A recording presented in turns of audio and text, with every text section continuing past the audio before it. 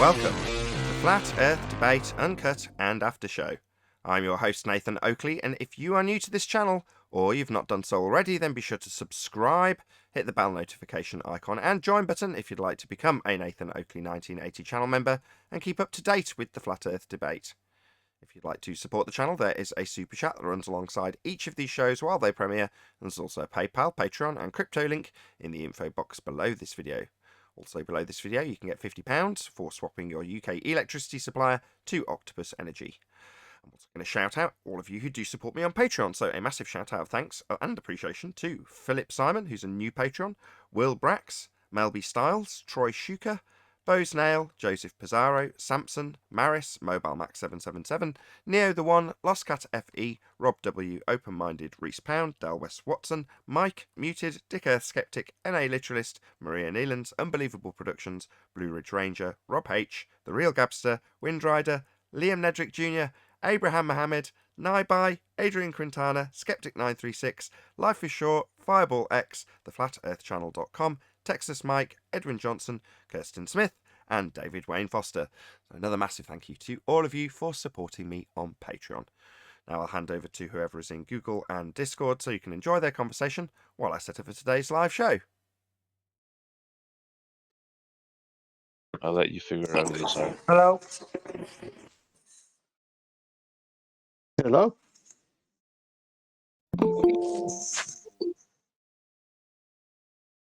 Nathan. Morning, Nathan. Morning, everyone. Morning, Nathan, and everybody.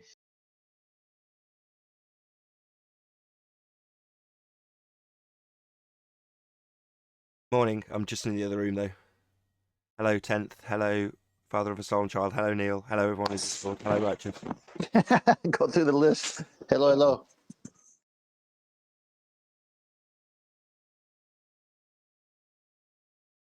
So, John, how you doing? I'm all right. How you doing, Tim? Good. Just getting some allergies these days. I've been weed whacking. I accidentally wandered into Jim Panda's server yesterday. How do you accidentally wander in there? Well, I didn't pay attention on the like. There's little circles on Discord, and you click on them to go to the different server rooms. I wasn't paying attention to which circle I was on. I just scrolled down and joined a voice chat. Then how did that go? Well, I had to, explain to them that you can't be certain that we don't live in certainty. It was bad. Well, what was their topic? What was their topic so that I understand your last statement? Okay. They were trying to say that the scientific method didn't prove anything. And I said, well, yeah, it proves your hypothesis, It either prove your null or you prove your alternative. And I don't know, it sent them into the shocks and fits, And they were trying to throw in, they said, they're trying to throw in a confounding variable, And I was like, well, your confounding variable still doesn't change your cause. It affects your cause, Mm-hmm. pressure. I've heard so many people now say that pressure causes water to evaporate. You can cause water to boil with by taking away pressure, but that's not. You're talking about a phase change. Mm-hmm. So they're talking about taking away pressure. Well, can you increase pressure and cause a phase change? Can you turn water to ice by pressing on it? Yeah, I've never been able to boil water with pressure. Exactly. You need heat to get the water boiling, and you need extreme cold to freeze that to an ice cube. Well, Let me see him do it with pressure alone. Right, you can't. Pressure only affects how temperature causes the phase change. It's not the cause of the phase change itself. John, would you say that in that discourse you had with him on the scientific method, that he basically doesn't want any absolutes credited to it?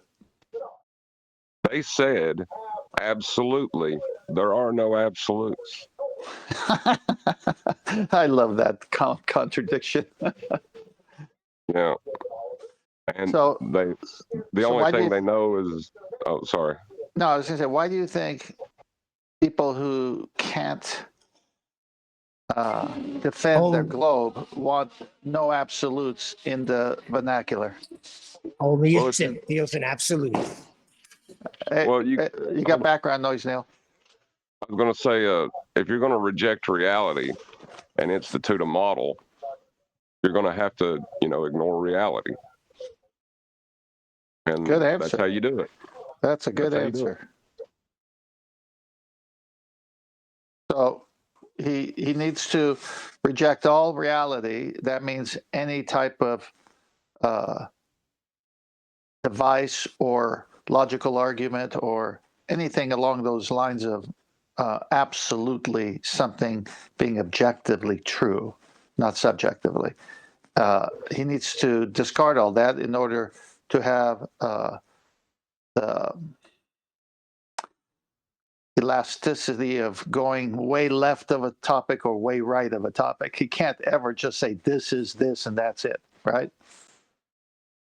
It's to make themselves the authority, It's the You just missed my Star Wars thing. Only a Sith deals in absolutes. I'll do as I must. Okay, but now we got it. well. Hold on now. It's only fair to say that we exist in an absolute. That would probably upset people, but there is a certainty to our existence But that if most they're, people hate. but John, by them wanting to be the authority on something, are they not doing the very thing they're trying to say doesn't exist, being absolute on something? Of course.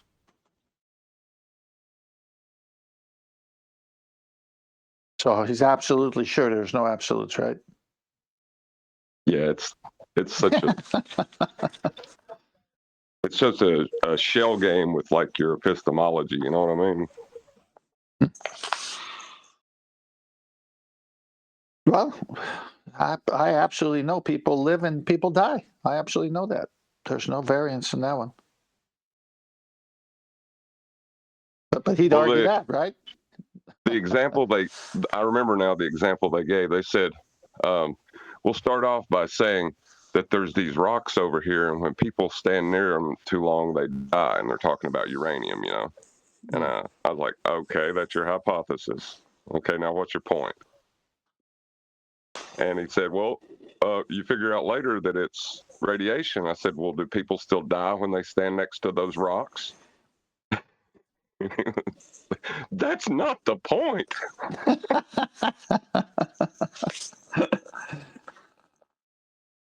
Oh, So yeah, I got mauled by about 10 ballers. Like it was ridiculous. They were like, you can't say that. this is Do you not understand? yeah. This is not the only platform that people want to use that argument style of the absolutely. There's no absolutes. They do this with God, spiritual issues. They do this with social issues. The roles of men and women. I mean, they're just like anyone who doesn't want anyone telling him to do anything asserts this position. Well, the truth is an authority on its own. You know what I mean? Exactly.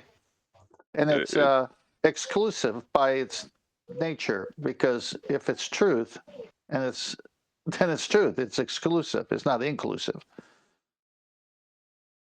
Right. It's an authority on its own, and if you don't build a society on it, it's doomed for failure, pretty much. Yeah. Well, it is what it is. Now you know how not to wander off to Jim Panda's absolute hangout. Yeah, I think Jim Panda was one of the ones jumping on me. It's like, you understand what he's saying? I was like, no, I'm pointing out a contradiction, genius. I like it. I like that. You should have How you said, gonna- how could I be begging a question if I didn't even ask a question, Jem? Well, I mean, if you can't get past how you know anything to be true, there's no point in you even making a claim of knowledge, Oh, and he runs a debate show, huh? right? If you don't know anything to be true, then you don't know anything. Sit down and shut up. We don't take advice from fools, Right. right? I mean, that's pretty simple, right? Very simple. I mean, you got a baseline just for about everything. If you got zero money in the bank, your bank account's going to show zero. You can't go in there saying it's a plus this and the or anything. I mean, it's just absolute. But if you can't think in those terms, you can just go to the bank and say, "Well, I feel I have X amount of money here." Just because it doesn't show it on the ledger, that's not my problem. Give me my $500 million. Needless to say, I was booted. You were booted. Hmm. Hey, he's one of the guys that think that they're doing a higher science, that the scientific method is just the basic, beginnings of science. Now they're into the higher science, What's a higher science? I'll tell you what, they not were high scientific when method. they were high when they were talking. I'm pretty sure. So that might be that's like stone science or something like that, maybe. That's like a debate where you get stuck in the weeds. Yeah, well, yeah. Listen, you have Jim saying, "Well, the Oh, you didn't like scientific that part? method." Say you find out. I didn't hear it. I got a lot of noise Listen, here. that's like Say you find out. Go I'm ahead. trying to tell it to you again. It's okay. It's past its time. Go on. So he says, "How do you know that down the road, years later, that something else causes whatever you think you've proved in your scientific method?" Like, really, is this where we're going now? Oh yeah, I broke his jaw on that. That's when he flipped out on me because he was like trying to use radiation. And I said, so your original hypothesis that these rocks were causing people's sickness and death, did you invalidate that? Is that what you're saying by saying radiation? And he lost his mind. I think that's when he booted me. Say that again. So basically, he was saying, Neil was saying that they're saying, how do you know something else isn't the cause, even though right now you feel or know this is the cause? And then you said what to him? Well, you're not, when you do a actual scientific experiment, the confounding variable will never invalidate your cause. It will never do that. And they will never give you an example of it doing that. They will only speak in very vague, ridiculous, hypothetical, never actual kinds of ways about it. Yeah, But like every 20 example- years from now, like you said, like 20 years later, they may come up with something else. Yeah, I heard him say that once before, too. Many times before. That's why you have, Yeah, that's an appeal to the future. well, regardless of Oh, the sorry, appeal to Nathan. the future fallacy, what they're doing is they're taking away the empiricism offered by the method. So in the method, you've got not only the alternative, which is the prediction of your cause, which has been validated, but now questioned in this example, right? They're saying, okay, you've got a validated cause. That is to say you varied A, your presumed cause of the effect, and it caused B, the effect that you're observing and trying to figure out the cause of. So you've got if A, then B. But they're saying, well, further down the line, it might be the case that A doesn't cause B. It's like, no, well, that's already been established in the null. So the null hypothesis is if A, the same exact cause that they're saying might change years down the line, not B. Well, that is to say that in the experiment, if their presumption that it'll change in the future will be the case, is to say that both the null and the alternative are valid at the same time. It violates the law of non-contradiction. You can't have if A, then B, and if A, not B. That's not possible simultaneously. So therefore, to say, well, no, actually, further down the line, A won't cause B, it's like, well, if that was the case in the experiment, you would have validated the null as opposed to the alternative. That's why it's empirical. Yeah, that's what I got Jim with because he didn't really give a scientific experiment, but he gave an example. He said, if you stand next to these rocks, people get sick and die from you know, and he's talking about radiation, but you know, I knew where he was going with it, and he said, so that was my hypothesis, and I did it. People got sick and they died when they stood next to these rocks. He said, but years down the line, you find out it's radiation. I said, well, did you invalidate your original hypothesis? Do people no longer get sick and die when they stand next to those rocks? And he booted me.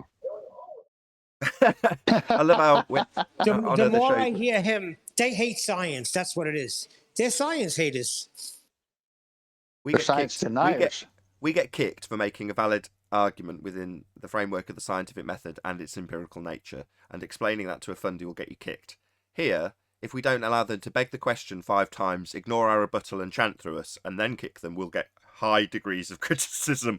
How dare you not let him repeat it for the 11th time and chant through you as you give your rebuttal? How dare you? Yeah, I never could get to the binary of the scientific method because they couldn't even confirm that they existed or not. That's the level they're on. It must be very painful for them. I mean, he's got a valid hypothesis, which is to say that if you ignore the words that are used in, you know, predetermined explanation, which is radiation, you say we've got this effect of people getting these, let's just say it's blistering skin, just to keep the example nice and simple. So why are these people having this effect, a natural effect, of their skin blistering and then dying? So you go, okay, well, you try and figure out what the cause of that is. And you look around the place and you start ascertaining what you think might cause it. Now, in this case, it's rocks. Well, no, further down the line, after performing this experiment, if it was to be done, that is to say, you subject a person to these rocks and then they get the blisters, and you go, oh, there you go. That's my cause and effect validated. These rocks did cause those blisters. Now, the further to that is to say, well, what particular aspect of the rocks is it that's causing the blisters? In this case, it's radiation and radiation poisoning, and you don't know what to call it at that stage, but you have absolutely ascertained that the cause of the effect is, in that particular instance, these rocks. Now, in your argument, you're saying, well, what if we find out further down the line that it's not the rocks, but the radiation? Well, that's a contents of that particular rock, which makes his argument pretty much benign. But ultimately speaking, the lead in from that is to say, well, no, it might change. It might be the case that you're saying rocks cause radiation poisoning. Now, again, I'm inserting the words because we've established it that they've done this experiment at that stage, if it was to be an experiment.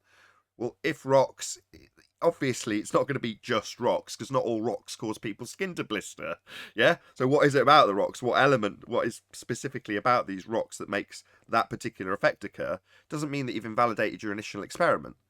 Likewise, if you're going to say, in a much more broad sense, that oranges will stop people getting vitamin C, well, yeah, they will. But at the time that you're establishing that in the scientific method, you don't necessarily know which particular contents of the fruit that you're giving this particular individual, or the lack thereof in this example, is causing scurvy. You don't know that, right? But then you can make further inquiries upon validation of an experiment. But the point is that when you figure out that if these people don't have any citrus fruits, they'll get scurvy, it's not to say that you'll suddenly find 10 years from then, if you deprive people of citrus fruits in their entirety, that they won't. You know, if you have that deficiency, you have that deficiency. It's just that simple. That's never going to change. Yeah, you can build on the knowledge created through science. That's what I was trying to get across to him, and he just would not accept it. Like, you're never invalidating what you know. It's got a name. Upon validated experiment or experimentation, i.e. multiples of different variants, if you're looking at the growth of a plant, for instance, you might be studying various different aspects with various different experiments. But the point is that at the end of those processes, you're going to form a theory. Now, that's what a scientific theory is, based on validated experimentation.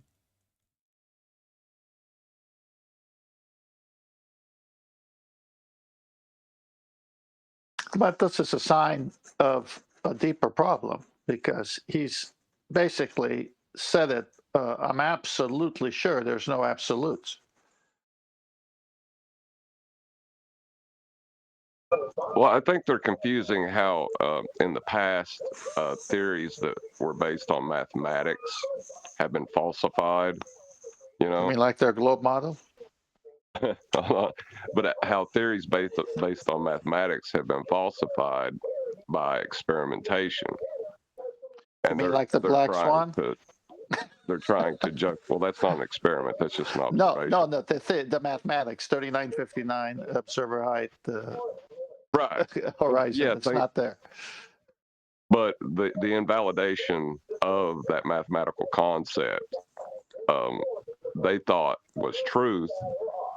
In their minds, they think later down the road, experiment will be overturned by something.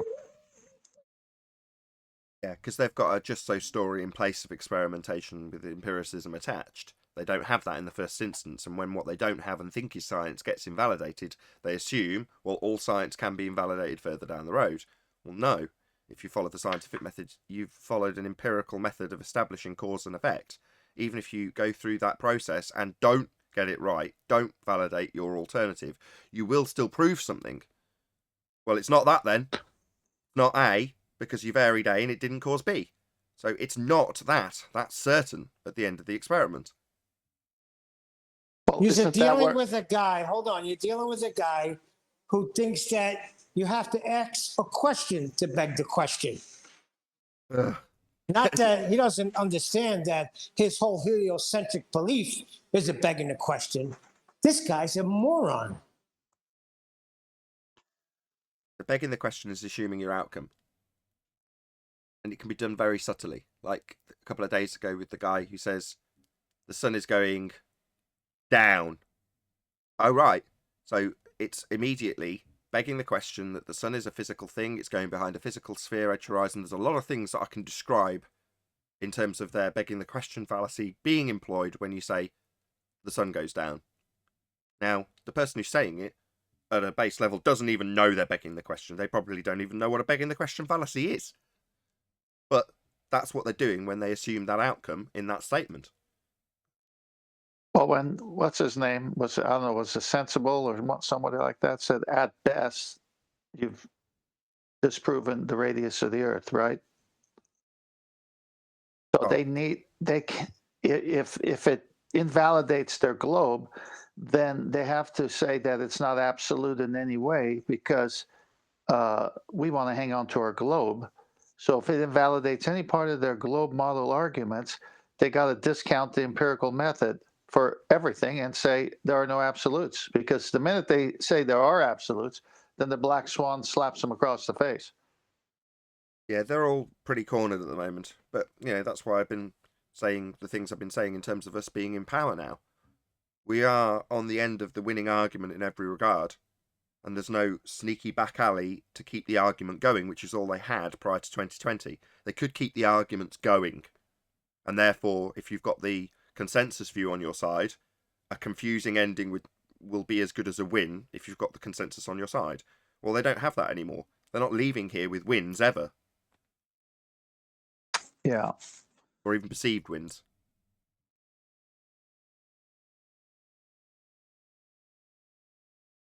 Well, they are struggling. They're having a hard time, that's for sure. But then what would you expect when it's a model and it's not observed or seen in reality? You're going to have a hard time defending it.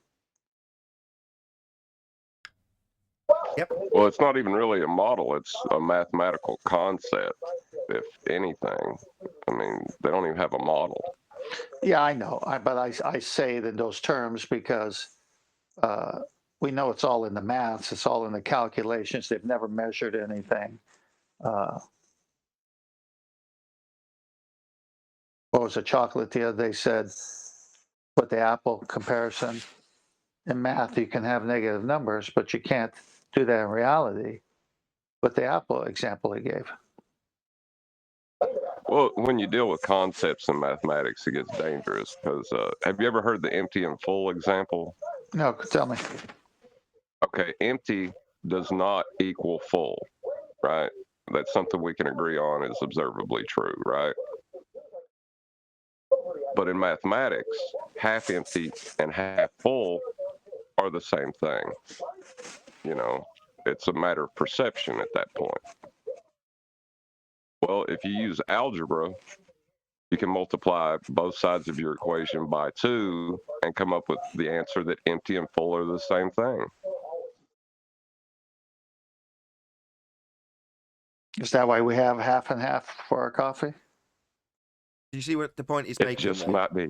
When you perform when you describe something in a certain way, it can make descriptive sense. And what John's saying is, in the maths, you can describe these two completely polar opposite things by way of that language as being the same, and your description in the confines of that maths is correct. But in reality, they're not the same thing at all. But mathematically, you can describe them as the same thing.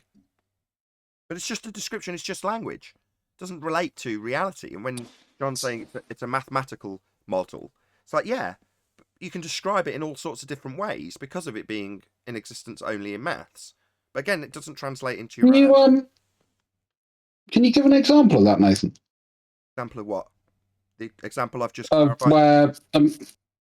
where where you've got a mathematical model. So let's say something like, we've got some data. So we've taken some measurements and we put that into our mathematical model. Can you show where those two then equal?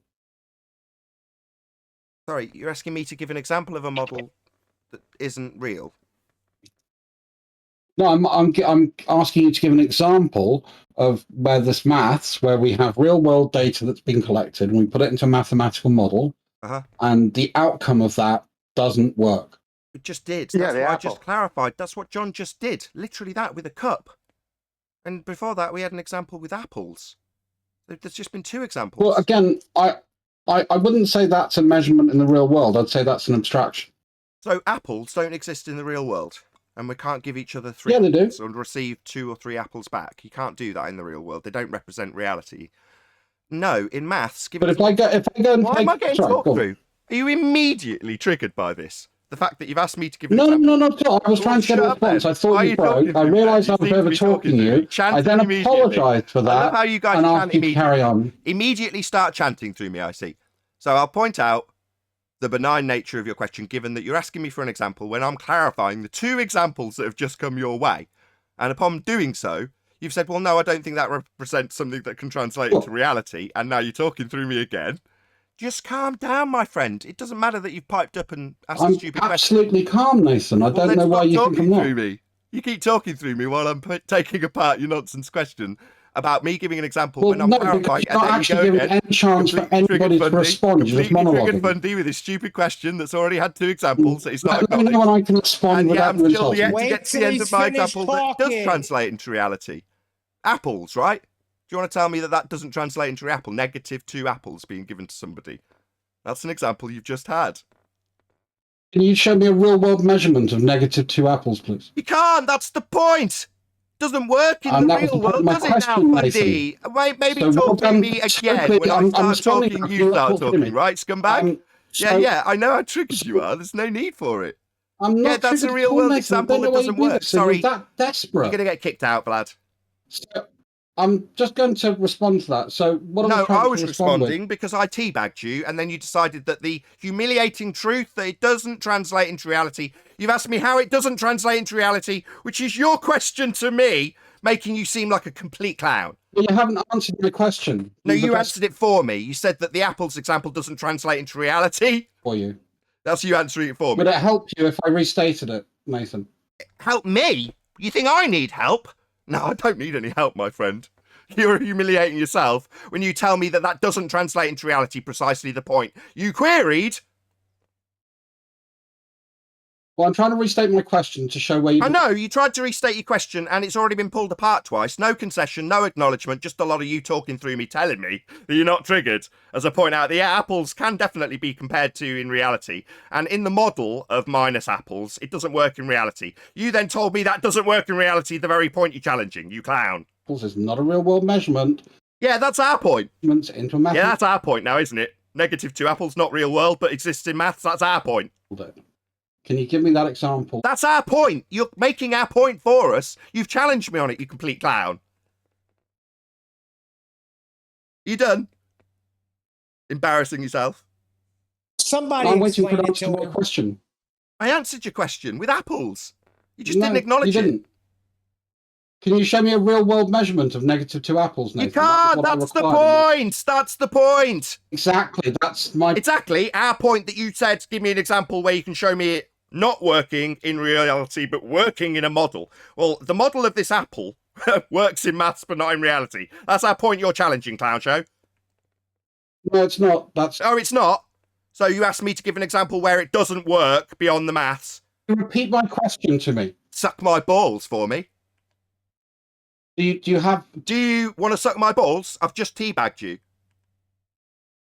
Okay, I'll repeat. Yeah, so this example, mathematical models, I can give an example where it doesn't work in real world with apples.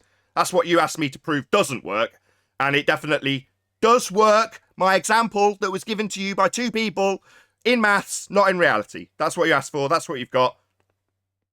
So I'm going to ask that question again, and let's see if anyone else wants to. I'm going to ask my question again. You're going to suck my balls or what? Because you've just been teabagged.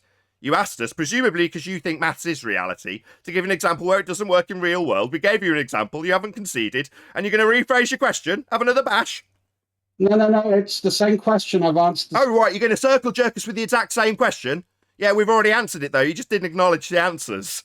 So what, you want another go? I keep pointing out, but you... That you're getting your balls, my balls, on your face. That's what's happening. Stop being scared and I can talk.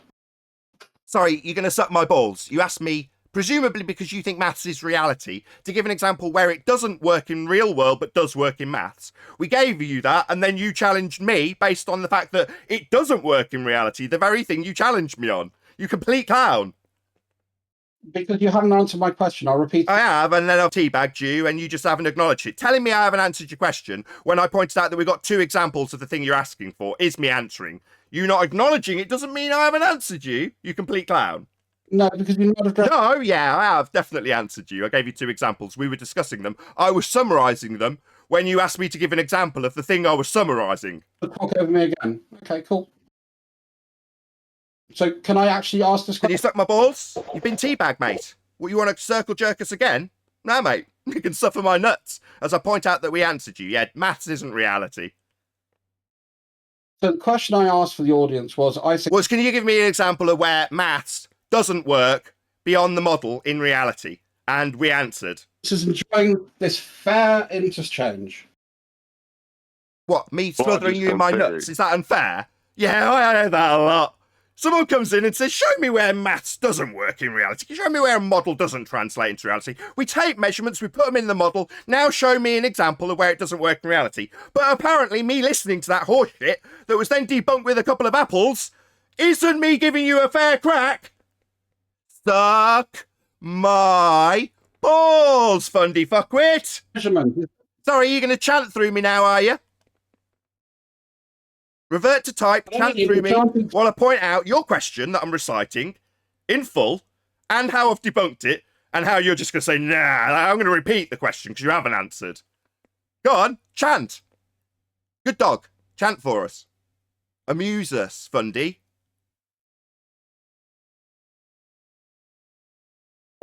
Phlogiston's theory is a good example of what he's wanting.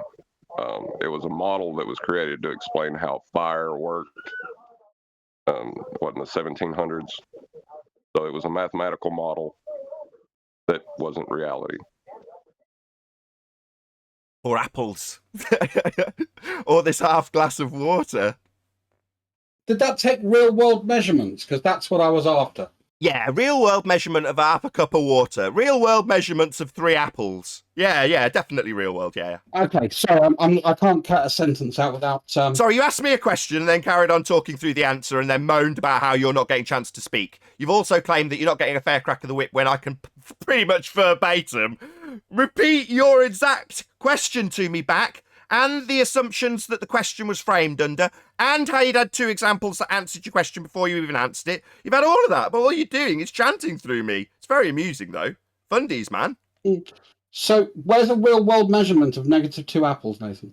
You can't do it! That's our point! Maths isn't reality! Your mathematical globe model doesn't make it real. That's the point. You're going to think you're going to turn it around like somehow you haven't asked me to disprove your claim about maths being reality when you've decided to ask me about an example where you take some measurements, put them in a model, and then ask me how it doesn't translate back into reality. Yeah, well, I've taken some measurements of a couple of apples, put them into a model, and then -5 away from them. And then -3 I couldn't put back into the reality circumstance that the model was based on. Now, that's the 4th time you've had that example. Maybe tell me no, you're not getting a fair chance. Yeah, because you still haven't answered my question. Yeah, okay. Selective hearing, I see. No, it's not selective hearing, because I was using a very specific example of where we take real world measurements. So we measure the size of something, the speed of something, the dimensions of something, and then we use something like trigonometry, or we use geometry, or we use a model to say this is how long this is going to take based on these production values. Oh, yeah. That's Real what world theory of life. statistics, Does that not their make it- abstractions. that makes it reality, does it?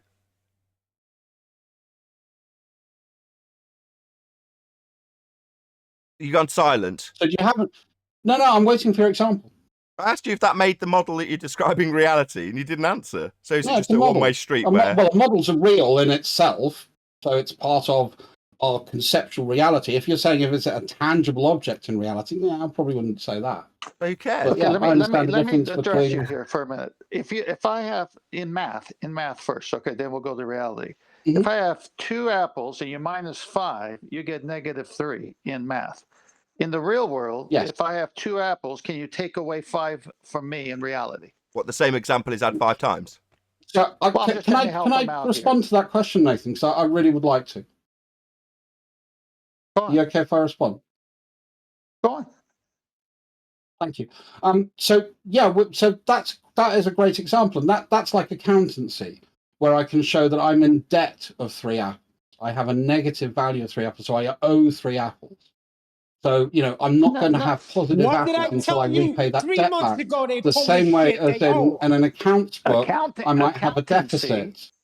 I don't have the ability Accountancy? to show that negative money, but that's the money I owe to my I debtors. told you. And Hang on. We're not talking about finances. We're talking about physical things. yeah, Thank you need you. a maths forum. Yes, You're in the wrong I'm place, my trying- friend. So what you require is a mathematics forum, dealing with the abstract language of maths rather than us. We deal with physics, physical reality. Well, physics generally involves a reasonable amount of maths. Oh, really? I have a Okay, specific no example. worries, no worries. So give me the mathematical formula for germ theory. Showtime, Nathan. It's okay. Just before we start, what's the Well, mathematical again, formula? we can talk about the statistics. What's the mathematical formula for germ theory? within germ theory? Maybe you can ignore me, and I'll ask you 5 times. What's the maths for germ theory? Don't we? And the percentage of chance. Oh, so you don't want me to have the answer? Fine. Okay, I'll go back on mute. Go on, mate. What was my question? Can you show My me the question being, mathematical you don't want to formula for answer. germ theory? Yeah, what's the maths for it? Good. So within germ theory, we do statistical studies to look at transmission rates. Yeah, what's the formula? Give it me. Google it. Why? Give me the maths for germ theory. It's that simple. We're talking about a statistical study generally. So where's the No, formula in definitely statistical not. Germ studies? theory is based on experiment. I'd like the mathematical formula for it. Can you do that or not? I know already you Germ can't. theory is not based on. Sorry, I know already that you can't give me the maths for germ theory because it's based on experimentation, not maths. But you think there's a mathematical formula for it. I'd like it. Or I'd like a concession that you can't get it. Or I'd like you to toddle along and try and get it. I gave you my response, Nathan. Did you hear it? Sorry, I want you to post it in live stream so we can have a look at it. Have you posted it in live stream so we can have a look at the mathematical No, because formula there's not a for single germ theory? Or are you going to mathematical talk through formula for every rendition of my request for it? Go on, So you find- seem to be talking through every single rendition of my request for the mathematical formula for germ theory. Post it in live stream while I do my intro.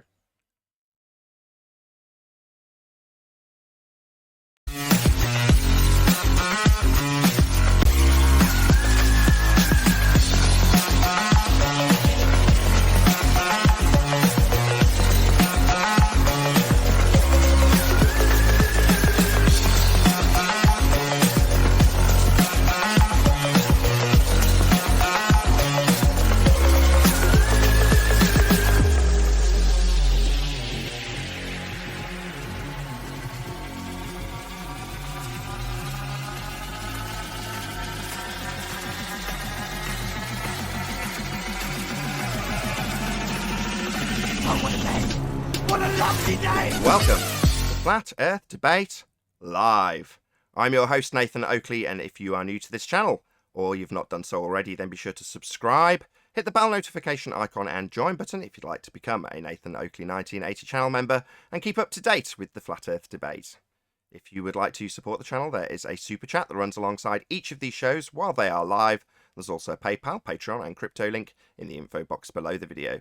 Also below this video, you can get £50 for swapping your UK electricity supplier to Octopus Energy. Most importantly, if you'd like to join the discussion, simply mute the page you are currently watching, then click the link in the info box below this video to join the panel and express your views on the nature of Earth. If you do join, please don't swear. If you do, you'll be ejected, and if you are, please don't try to rejoin the stream using sock accounts. You'll be warmly welcomed back on the next stream. Please also share the show on social media. Sharing the show obviously increases the live audience, but this in turn increases the chances of a more diverse panel, so please share the show. One last time, if you're new to the channel or you've not done so already, then be sure to subscribe, hit the bell notification icon and join button to keep up to date with the Flat Earth Debate. Now, we are joined by Chocolate Saying, Neil, father of a stolen child, Arwin, 10th Man, and a whole bunch of people in Discord, so welcome one and all. Hey, good morning. Good morning. Good morning, good morning, good morning. Any evidence of a physical geometric sphere edge, that's a horizon formerly known as Earth curvature?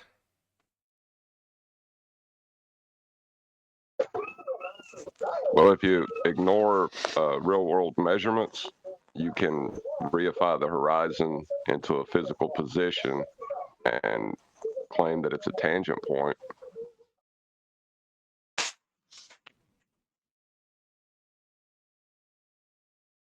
If you reify the horizon to a physical position, does that make it one? Nah. That's why I said you have to ignore real-world measurements first. Yeah, the But why would geometric, we ignore the real world when we're talking about the real world? because the that's a geometric question. horizon only exists in the maths.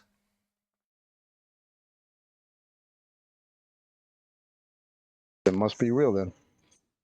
On the contrary. Any evidence of axial rotation of the Earth-based variety? That would mean the Earth is rotating, and there's no evidence for that whatsoever.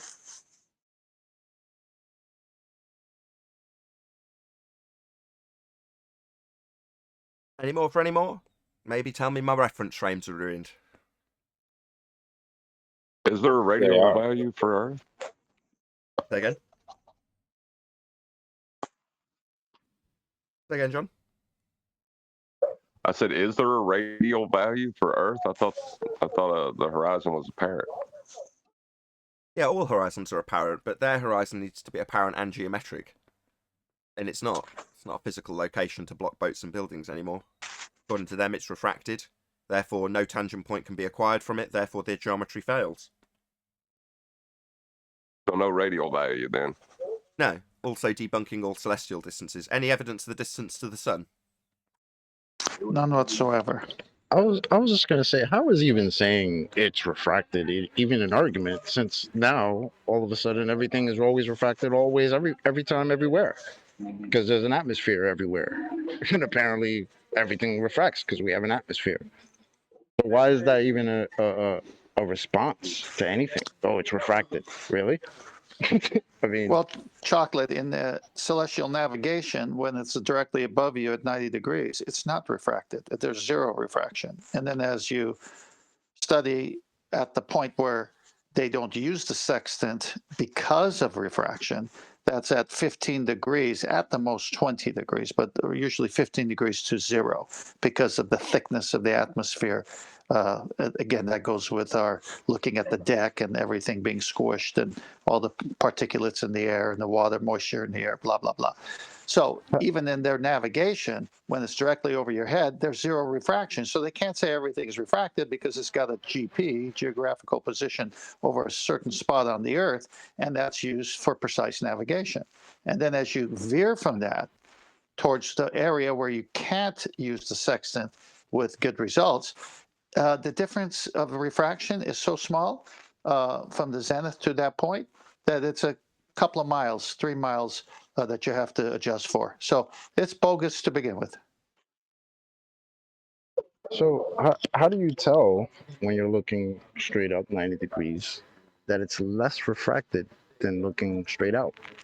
They have no idea. Is They there a just make that device or assumption. something that, They that don't. says, oh, this is very, very refracted, and then this is a little refraction, little They tiny don't. refraction? Is there a device like that that does that? No, there's no refractometers. No refractometer. Oh, okay. It is a slick Especially, way to it's a slick way to slip in that that's the only point it's physical at, though. it's never physical. In their world, everything's refracted always. Nothing's where it's supposed to be. Everything's a hologram. Good thing my hologram starts in the morning when I try to come to work. A Only as beautiful you're looking at black it. hologram that I call a car. No, not the car itself. Only its position relative to its actual position, because they're assuming that the atmosphere, an oxymoron where air takes the shape of a sphere, is bending around a presupposed spherical Earth with an R value that's been debunked. Then that means that all light is bending around a presupposed sphere. Therefore, as it reaches your eye, it's bent from a location that's not a line of sight anymore. It's a bent line. Therefore, it's not in the position you think it is. Nothing's in the position where it's supposed to be. It doesn't mean it doesn't physically exist, but in their model, and anything's possible in a model, nothing's where it's supposed to be. So when Chocolate pulls up to the lines on the road that say stop here, and he crosses it and he gets a ticket, he could say, well, I stopped, but it was refracted. Yeah. It was refracted, officer. Well, I mean, come on. I did see that stop sign was well, refracted. No, because that descends it into farce beyond the limitations of what they're asserting. So they're only asserting refraction after the fact. So you make an observation, and then after the fact, they'll apply their mathematical refraction, which isn't a real thing. It's a derivation of the R value. So 7/6 of the radius isn't refraction. It's terrestrial refraction. Well, that's a mathematical construct. You can't detect that with a refractometer, even if one existed, because you can't detect a mathematical application of 7/6 of a presupposed radius that assumes that light's bending around an atmosphere that's bending around and arbitrarily taking the shape of a sphere in violation of natural law. All of those things are nonsense. But that's what you have to assume if you're a heliocentrist. When I hear terrestrial refraction, it's almost like when I hear atmosphere, right? It's almost the same thing. Terrestrial means Earth, right? Means ground. We're talking about, right? Refraction has nothing to do with the ground. It's light. So you got ground, light. That's correct. Yeah, that represents, so terrestrial R, based on the assumption that Earth is a sphere falling away from you at 8 inches per mile squared, not represented in Google Earth, and measured flat. Based on that assumption, yeah, exactly. You're going to have to assume that everything you see isn't in the position it's supposed to be. Oh, okay. But you can't apply that. Really as level, so I won't do that. Yeah, but that's when you come to qualify why you think that. It's because you take your picture and you say, okay, well, I'm going to decide that everything I'm looking at isn't where it's supposed to be. Why? Well, because when I take me out of the picture and, put me in the picture, inside profile, remove all aspects of perspective, things getting smaller into the distance, then I can assert that the target is having its light bent around the sphere Earth at the rate of this terrestrial refraction, 7/6 of the R value, or any derived value that they want to insert, depending on the weather conditions of the day, observed after the fact, with the math supplied after the fact.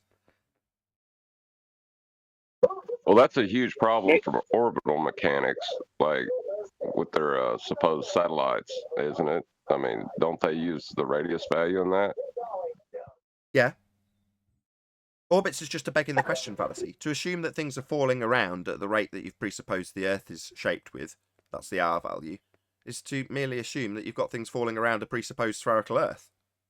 Now, things don't fall around other objects. Orbits is nonsense. Right, so there's no satellites that they've launched into an orbital path around the Earth. No. How do you know that, Nathan? How do you know things ain't falling around each other?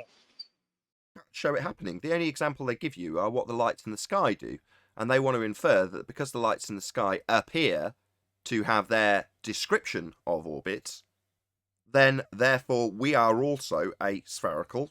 That's an assumption of the lights in the sky also, but we're assumed to be like the lights and they're assumed to be spherical. Therefore, we're spherical. And because it looks like things are falling around when you take photos over periods of time of the lights in the sky, you can assert the same thing is occurring with us as a light in the sky. So we're a sphere and things are falling around us. Well, no, you're just assuming. It's a begging the question fallacy. Can you prove that we're not a sphere? Yeah, we don't have any curvature. There's no drop at 8 inches per Thank mile you. squared. The tool used to assert that particular detail about the sphere Earth is a physical geometric tangent point horizon where their maths is derived from. And we don't have a physical sphere edge for a horizon. It's demonstrated beyond the geometric limitations of a sphere. So we're not on a sphere. There's no demonstrable evidence thereof either. There's claims within mathematical reifications only. But what about the white swans? No white swan proves all swans are white. white swan negate the existence of a black swan existing? No. Oh, okay. But you only need one black swan to demonstrate that not all horizons are geometric tangent point Earth curve edges. You only need to show it once beyond the geometric limitations of a physical sphere. Now that geometric limitation, to be a bit more dumbed down, is like the hill that they claim Earth is, falling away at 8 inches per mile squared, getting physically in the way. That's what a tangent point geometric Earth curve edge is. And we've debunked that. If it's a hill in the way, as they say it is, it's a bulge with a drop behind it. That's a hill in the way, a physical hill. Well, it's got physical limitations if that's true. We've debunked them. It's just that simple. I call white Nathan? swan fallacy. Only one white swan proves that not all swans are black. Okay. Nathan, I wanted to ask you about a line of thinking I had when I was first coming to Flat Earth. Sure. So like when I was thinking about refraction, how they always claim that, let me know if this is right or wrong, like this type of thinking, but I was thinking, okay, so the Earth is a sphere, but the light is refracting around it. How come I never can look at like a simple toboggan hill and see on the other side of the toboggan hill? Like, why doesn't light ever refract over a simple regular hill? That's correct. Does that make sense? No, that's perfect. It makes perfect sense. And about 3 years ago, during the Isle of Man discussion, we claimed the exact thing when not only in this modern day, they're refracting the bloody horizon, the thing that's supposed to be proving the Earth curve edge in the first place. They now refract that, disproving the entirety of the model. But nevertheless, when it was just the target that was being lifted up beyond the physical hill that's claimed to be in the way at the point of the horizon, well, we asserted the same thing. Why? I'll paraphrase what you've just said, but given it as my example. So when you're standing at the bottom of a hill, now picture yourself with you at the bottom of a hill and you're looking up at it. You're craning your neck a little bit to see the top of it. And beyond that hill, your mate's house is there. Yeah? Now, how many times ever have you come back to that exact same location and seen something that's physically blocked by the hill elevated above the hill? And the answer is never. Ever. It doesn't happen. Now, they can do it with butane when they pour it on a barrel and show some plasticine raised up. But we don't live in butane. Yeah, now, while this negligible effect of actual refraction, that would be light deviating from straight, does occur, refraction is real. Their refraction, when they're making this assertion, you detailed this as well, Eric, is that you're assumed to be on a sphere and assume that light's bending around it in the first place anyway. So at that point, you don't need to go forth and try and justify why or how or where it occurs, because you're already under the assumption that, okay, like you said, we're on a sphere and light's bending around it. Well, you're already on a sphere with light bending around it at that point. You've already begged the question. You've already got atmosphere. So you're already on a sphere at that point. So when you're arguing within their paradigm, i.e. begging the question that you're on a sphere and light bends around it, you try and debunk it with the bait and switch already happened. It's already taken place. They've already switched out the suitcase. They're talking about the reality of the world you're living in, and in the world we live in, we don't experience the effects they're describing. But on their paper sheet, when you've assumed you're on a sphere, therefore, because you're unaware of it when it's happening, you're going to remove all aspects of perspective and look at the side of your own head when you're looking at a photograph to compare it to. And when you do that, you're going to be assuming that light's going to bend things into a position that they weren't visible, on the assumption that they'd be blocked by the horizon, which was a physical sphere edge blocking your view. Now the target's lifted and elevated like your mate's house over the hill, because we always see that, don't we? No, never. But who cares? It's only existing in their math. 7/6 of the radius isn't refraction. It's mathematical terrestrial refraction that doesn't exist in reality and can only be applied after the fact when you take a picture and put it in their geometric earth curve maths with the side of your own head in shot and perspective removed. But yes, you're right. No, you never see your mate's house projected above a hill. Even with beautiful weather? That's when the most terrestrial refraction occurs. Right? Yeah, the clearer the day, right, the more they say that the target's in the distance, which are just viewable because you can see further. That's when, actually, the highest degree of light bending around a presupposed spherical Earth's occurring. It's like, wow, what a beautiful day, I can see for miles. No! What a terrible day! There's so much refraction lifting up these objects to mirage themselves from behind my assumption that the horizon's a physical sphere edge. Nobody claims the horizon's a physical sphere edge. But they're projected up beyond this physical sphere edge, I'm not assuming. That's what they're telling us at the moment. It's so convoluted, it must be so cognitively painful for them.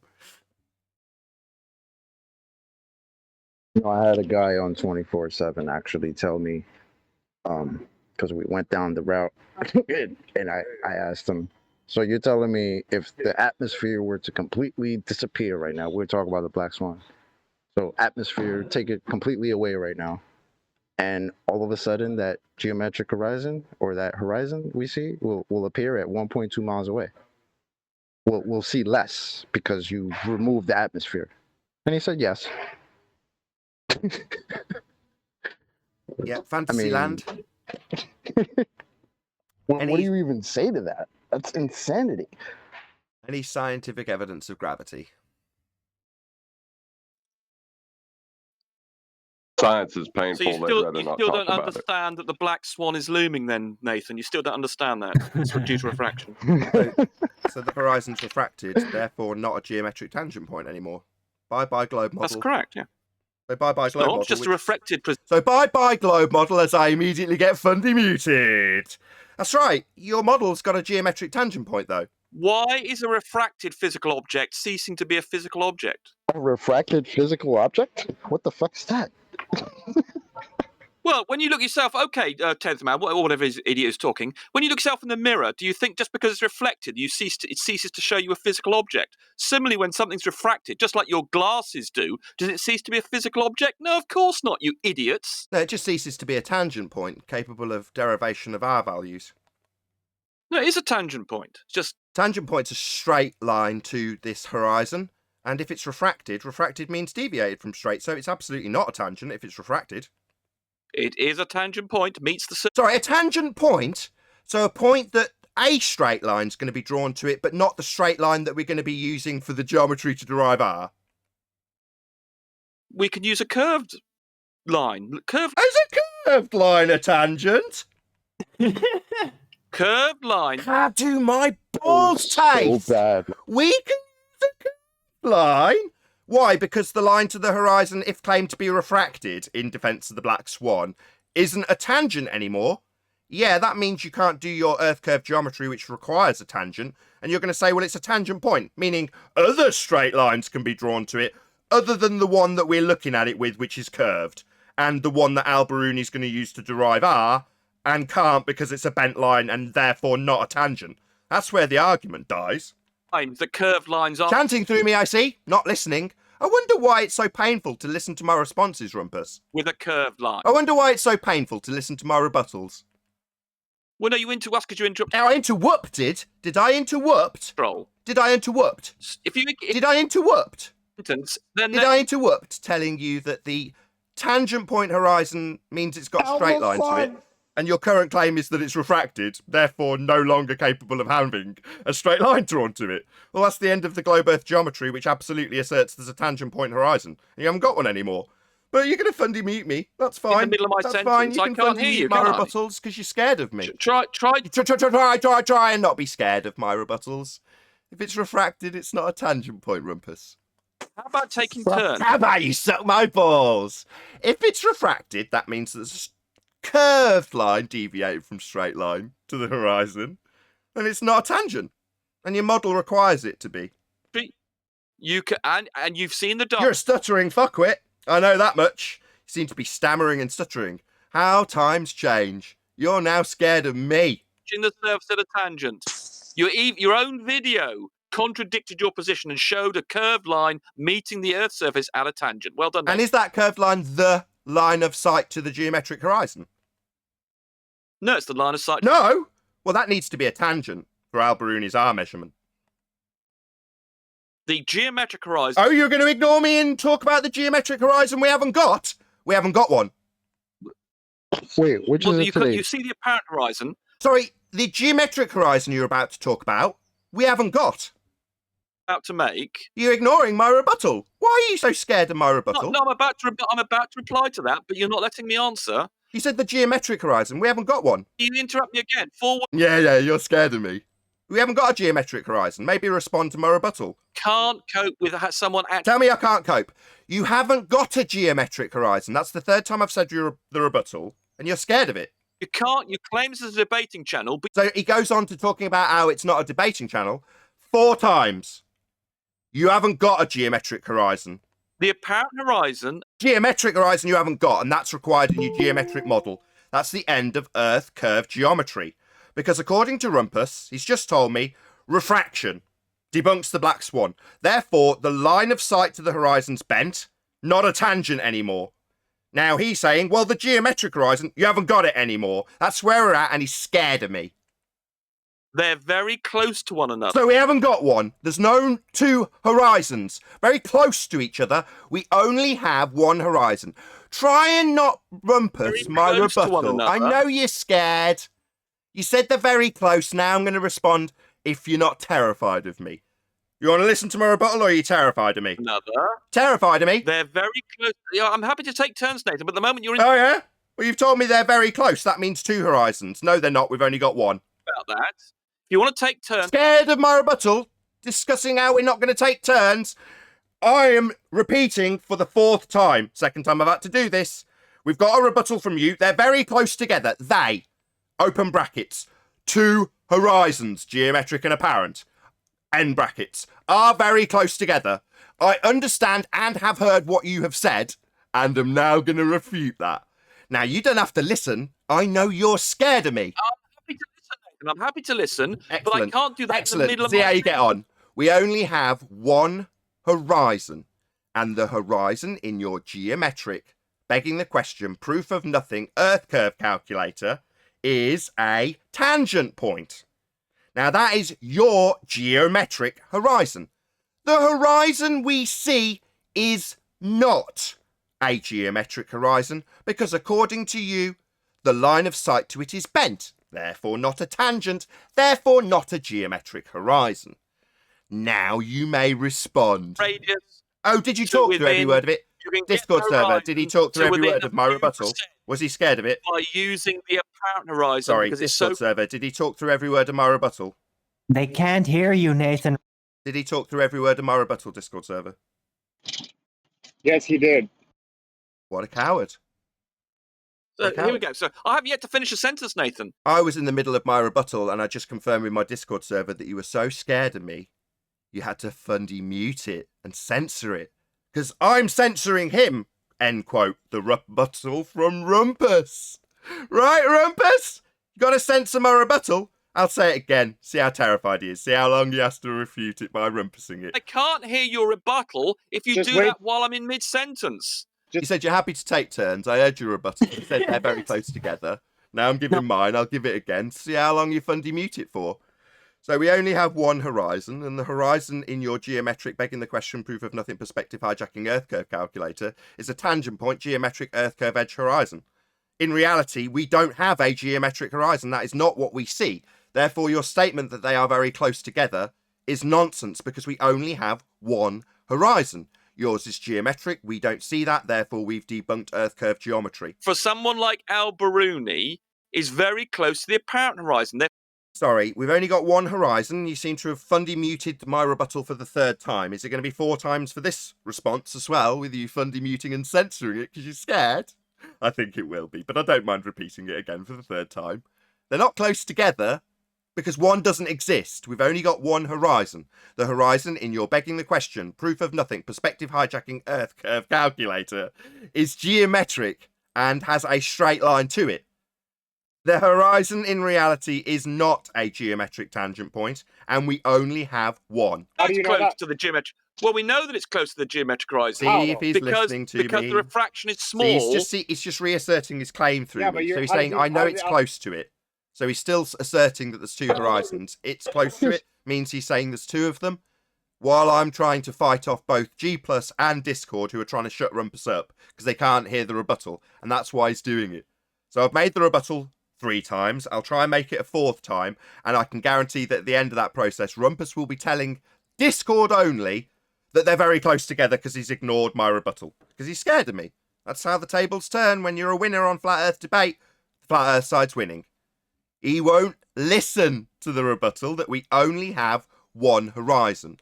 And the horizon in his begging the question, proof of nothing, perspective hijacking Earth curve calculator is a tangent point with a straight line to it, marked with an X and labelled horizon. In reality, we do not have a geometric horizon. Now, we only have one. He's saying 2 are close together. They are very close together. We only have one. Yeah, we have one apparent horizon, yeah, and it's very close to the geometric horizon, yeah. That would be to ignore my rebuttal that we don't have 2 horizons.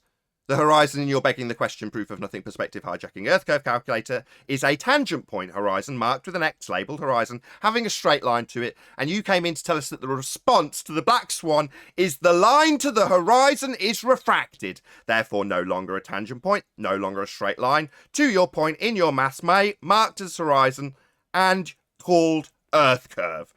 We've only got one horizon, and the Earth curve horizon in the geometric maths isn't a horizon we see. We've only got one. 2 aren't close together because we've only got one. The cross doesn't include refraction. The cross you're talking about in Mick West's thing does not include refraction. He's just showing you the geometric how do you horizon. get the radius? Just showing us the geometric horizon. You can't show a geometric horizon. We haven't got one. He's showing us something that doesn't exist. Yeah, he's showing you that without refraction. Sorry, he's showing us that without refraction. But that without refraction horizon that's labelled with an X, labelled horizon, and has a straight line to it, is something that doesn't exist. Correct. Without it doesn't exist. So, marked with an X, labelled horizon, Earth curve does not exist. See that? He's saying that's the geometric one, not the... So we don't have a geometric one. I know Mick West's saying that's the geometric, quote, horizon, but we don't have that. The one you don't see. We don't see it, we haven't got it. So while Mick West is saying that's the geometric horizon, we haven't got one, we don't see it, it's not near the refracted horizon, and if we haven't got one and we can't see it, we can't draw a straight line to it to do Earth curve geometry. It's very close to the apparent horizon. There's only one horizon. That's the 5th rendition of my rebuttal that he has ignored and said, having ignored me and rumpused me, that it's very close.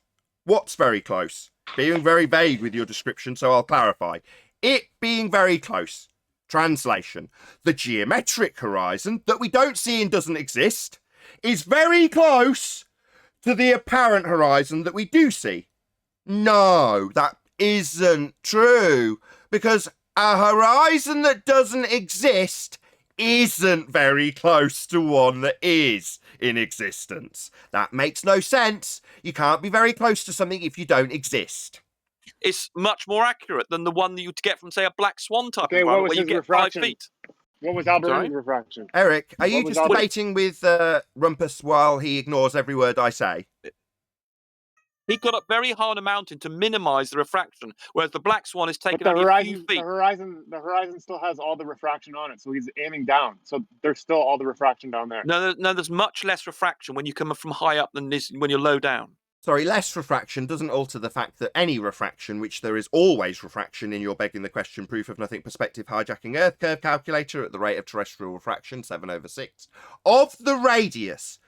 Now, to have that radius, you need a geometric horizon to derive it. And according to you, in this visit, it can't be seen. So you don't have a geometric horizon. It doesn't exist. Your assumption that that it only exists in the maths is very close to something we really see is nonsense.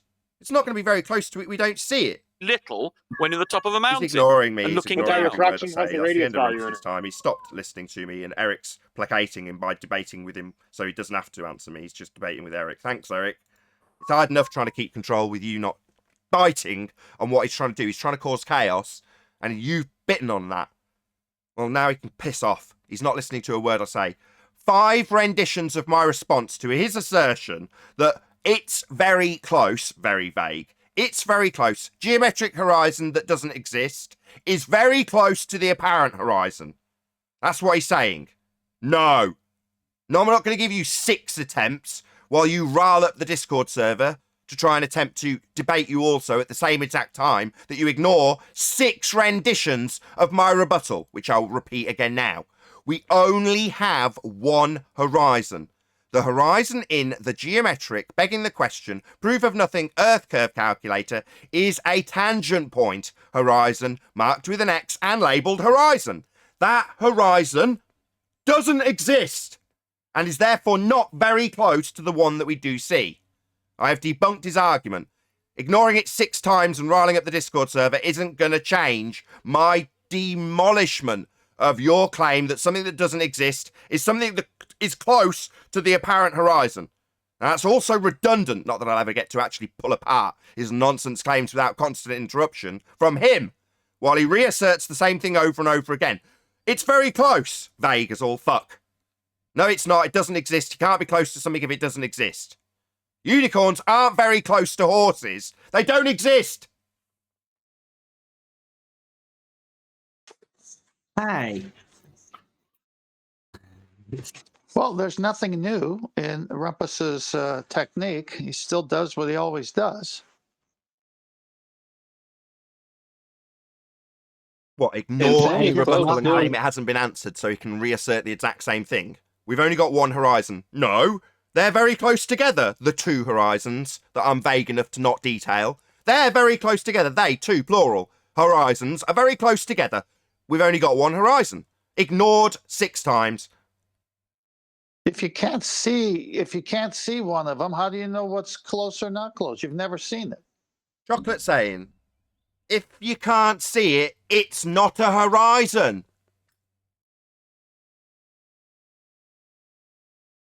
Yep, pretty much. Even if it was So how close, can, it how would can still they be be the close black if swan. it can't see it? I'm just more curious as to how ground level based they, from that vantage point, how they actually came to the radius value so early as is described by their lore, the ancient people figuring it out. But yeah, if the horizon is not in the place of the geometry because of terrestrial refraction, then how did they measure that? I want to understand the process where they started doing that without knowing there is this terrestrial refraction to make the horizon not be in its geometrical position. They didn't. They assumed it after the fact when people got optics that allowed them to see further beyond the diffraction limit that was currently employed by their eye only. And at that point, they needed a workaround because suddenly the horizon's not where it's supposed to be. But before that, they had to loom up all of the targets in the first instance. But when they get to what you're asking them to describe, Arwin, you do this a lot, I like how you leave me, you're asking them to explain the Arwinian paradox. How can you move the horizon with an R value if you can't derive the R value from the horizon? It's a paradox. They can't, Arwin. Thank you for bringing it up, though. Right, but I would just like them to try it anyway, like just mind experiment. Like you are an ancient person, you thinking that the Earth might be a ball. How are you gonna measure it? How are you gonna size up what the size of this ball is, looking at the Earth around you? How are you gonna do that? Especially if you've gone out more than twice. Like, if I guess if you went out and saw one horizon one day, you'd be like, all right, that's cool. But then what happens the next day when you go out and the horizon's further or closer? Are you serious? You're really going to try to establish geometry from that? Also, they'll decide that, well, on this particular day or this particular height, there's very little terrestrial refraction, because that's what they're asserting when they say refraction. But ultimately speaking, what they're also doing is saying that the amount of r base 7/6 radius is going to be applied today isn't very much. It's like, so you've already decided that this measurement of a horizon that's assumed to be physical for it to be a tangent hasn't got very much terrestrial refraction at the rate of r applied. It's like, so you've already got a ball, you've already got bendy light around the ball, you've already got a rubber ruler for the horizon in the first instance, so everything that you're assuming to get around the problems that we're pointing out with the black swan is based on your assumption that you're on a sphere in the first place. But the measurement itself is a geometric measurement to a tangent point, and they haven't got one anymore. So how do they get around it, Arwin? Well, they just assume there's two horizons. Well, the second horizon that I'm assuming when I assume the Earth's a sphere is very close to the one I see. Even though it's not the one I see, therefore the one I see can't be a physical obstruction, because it's a projected obstruction, making my entire claim ludicrous and paradoxical. Right. Is 10 miles close? You know, if you take the black swan, is 10 miles not close to it? No. No. But close to what? In the black swan, is think the second geometric horizon that Mick West says we see in his model, marked with an X labelled horizon, where do we see that second geometric horizon in the black swan? Or is there only one? Oh, no, that's how you know it's the geometric one, because you can't see it. If it's not seen, it's not a horizon. No, you can't see the physical one. But then it's not a horizon. So, and how would they know? How would they know the difference of it if you can't acquire it in the first place? So, how are you going to compare these two that are very close? That would be, to expand on Rumpus's vague, loose terms, the geometric horizon that doesn't exist and we can't see. How can you tell how close it is to the one that you do? It's nonsense. We don't have a geometric horizon. It only exists in their maths. However, in their maths, it's a horizon. Well, if they're very close, shouldn't we see two? Two what? Their horizon's Earth curve, marked with an X labelled horizon and claimed to be Earth curve. I know, but his language is they're very close. Well, as Adam came on, is 10 miles close? How close is close? I mean, it doesn't even I'll say exist. it again, 10th. I'll say it again. Close to what? Because we've got one horizon in the black swan, and they're saying they're very close. They being the geometric horizon we don't see, and the horizon that's apparent, redundant. The apparent location where the sky meets the ground, not the apparent location where the sky meets the ground. They've just invented a second horizon, but the horizon that they need to assert is Earth curve, their horizon, existing in the maths and called horizon, is their curve of the Earth we do not see. It doesn't exist. Earth curve doesn't exist. So what are you going to do? Well, you're going to assume Earth curve, which is a horizon in their maths, is very close to the horizon we see. Well, that's a fantasy world I'm not part of. well, wouldn't it not even matter? Because if you did you could create a horizon on your tabletop and then just say, oh, it's curving away at this. It's a flat table, but you just create a horizon with your eyesight and then assume that it's like beyond it is dipping, right? Yeah. Or you could push the item on the tabletop far enough back against the table so that the bottom disappears first. And then you can assert that the table's actually not flat and bending and blocking the bottom of the coin, even though it's based on angle and the deck, the table, is limiting the angle so much to the bottom of it that you can get it to obscure bottom first. Even though the table could be perfectly flat, some fundy will come along and say, well, that proves the table's actually curved, because the only reason things obscure from bottom up is because Earth's curve is getting in the way. No, optical limitations can do the exact same thing. But when you assume the world's a sphere, and you assume we've got a horizon that doesn't exist, and that the horizon that does exist is that horizon, well, then that's nonsense. Well, Rumpus... Like, you couldn't get the radius of a basketball by looking at it front on, right? And measuring it that way. You'd have to go on the orthographic side, wouldn't you? No. You can get the radius of a basketball looking front on? Or, Yeah, I'm you trying to could. think of.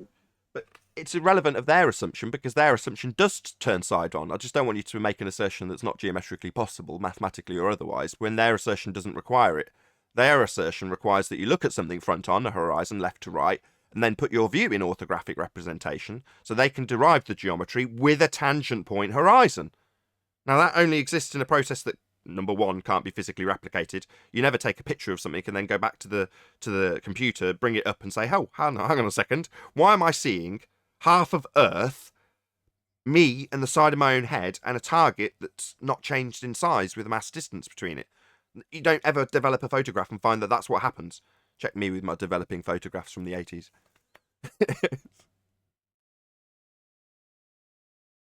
Didn't get all the way through housekeeping. Is there anyone else wants to add on that completely cluster screw nonsense from Rumpus where he assumes two horizons that are close together, one that doesn't exist? Yeah, let's go before it got to that point where he talked about the curved line. Destroy that again. His response to the black swan is to say that the line to the horizon's deviated from straight, refracted. Then it's no longer a tangent. That's where rumpusing starts. That goes right back to my question. Like, how is that a response to anything when everything is refracted all the time, everywhere, always? How is that even a response?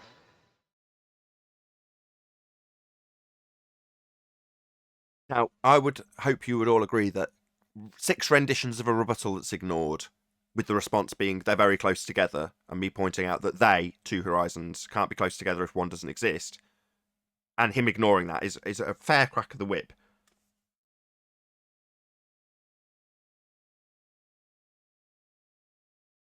I bring this up because John, in the pre-show, was... Go on, John. That's how I was aiming to get attention of anyway. Go ahead. I think a lot of people won't be happy unless you let them preach.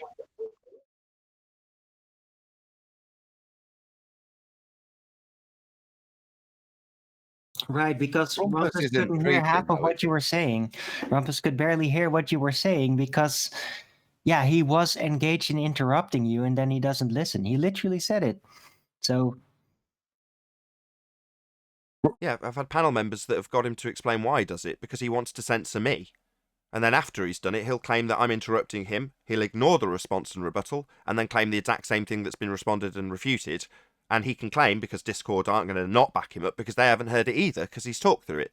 So they're not going to say, hang on a second, Rumpus, you're not responding to the fact there's not two horizons, because they can't hear it either. Now that's why I've got 2 separate panels, because the panel can hear it, they can hear my response 6 times, so can the audience. But Rumpus assumes that if he just talks through it enough so that the people around him can't hear it either, and then he reasserts for the 2nd and 3rd and 4th time, 5th time, 6th time, well, they're close together. They, two horizons, one that doesn't exist, are close together. Nonsense statement I've refuted 6 times. He'll get away with it indefinitely.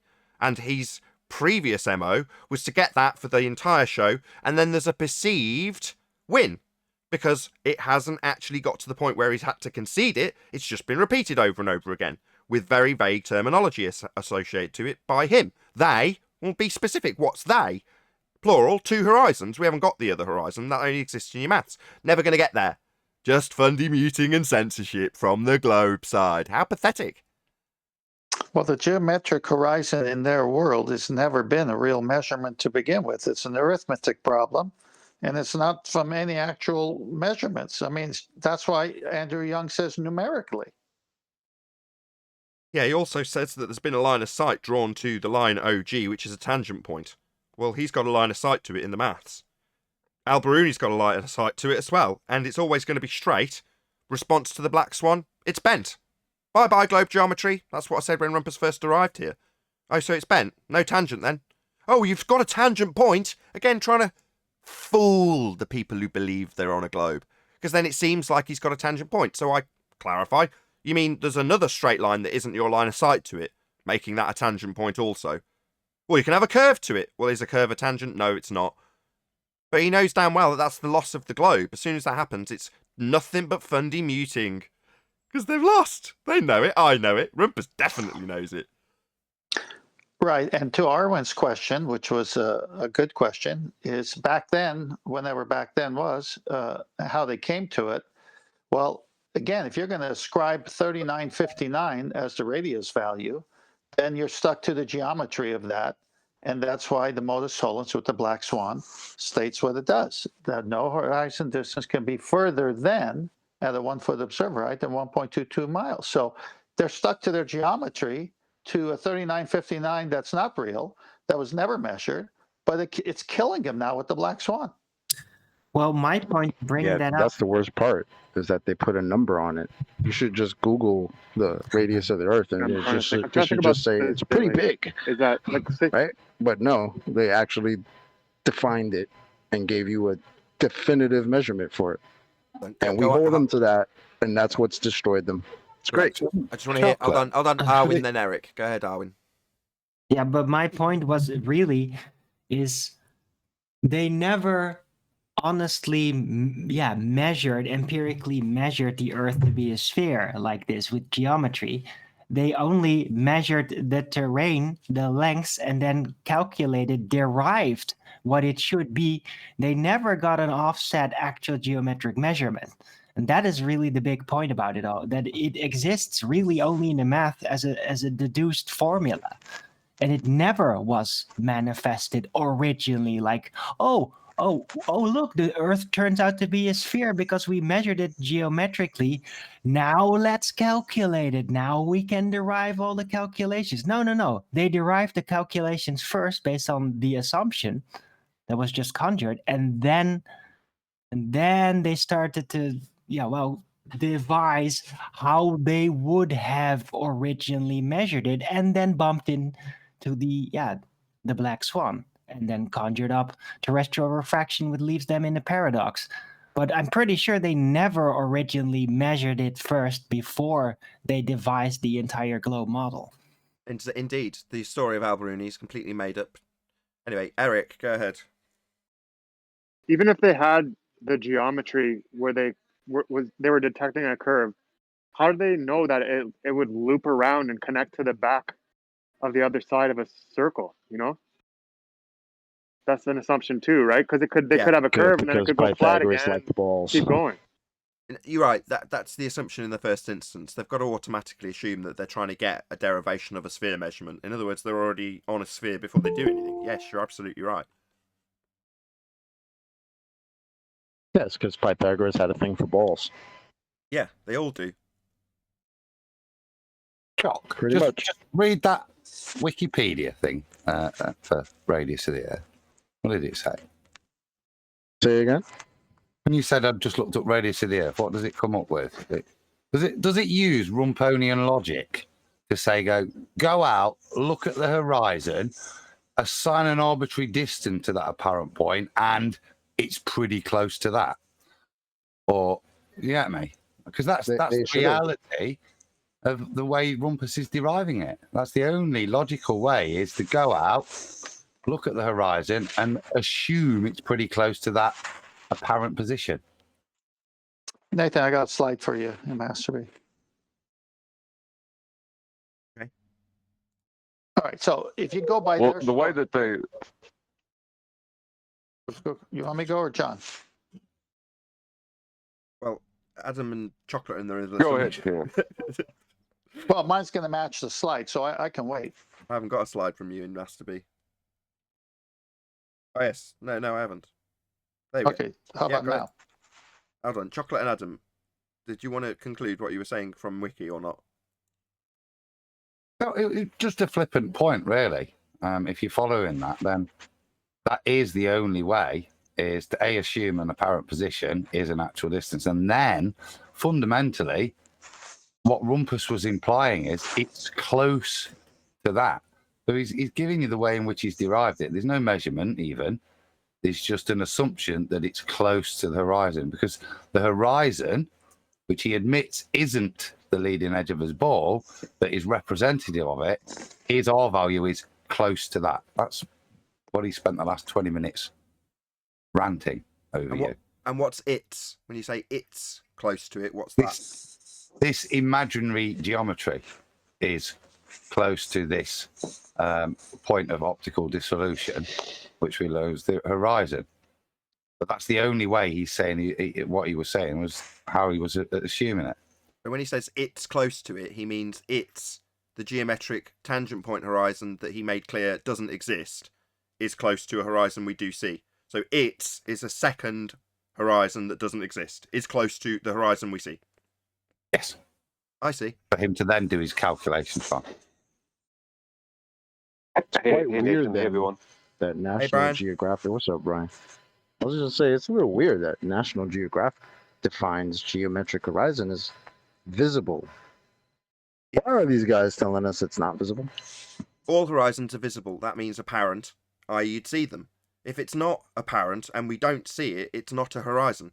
Now, the reality is their horizon in Earth curve terms is just the horizon. It's supposed to be Earth curve edge. Because we've debunked it with the black swan, now it's not Earth curve edge, it's refracted, debunking their geometry. Very painful. Right, 10th. Sorry to cut you off, Chocolate. Oh, no problem. First of all, as you see the slide here, you have to have a presupposition that you live on a sphere. Once you have that presupposition, then you got to have some kind of quote unquote real world way of measuring it or calculating it. And so whether the Al-Biruni story, you want to go from the top of the mountain with the dip angle to the horizon, or you want to go to Eratosthenes. Well, we're going to go to Eratosthenes here. And the well at Cyan, when I believe this was at the time of the vernal equinox, it goes directly over the well. So the zenith position of the sun doesn't cast a shadow over the well or inside the well. But 500 miles away in Alexandria, there's a 7 degree, in some cases they say 7.2, but here it says 7 degree shadow off of a pole. So they use this and say, well, that measures 1/50th of a circle. So again, the presupposition that I live on a sphere has to be there in order to come up with the shadow saying that. Because what's causing the shadow with the presupposition?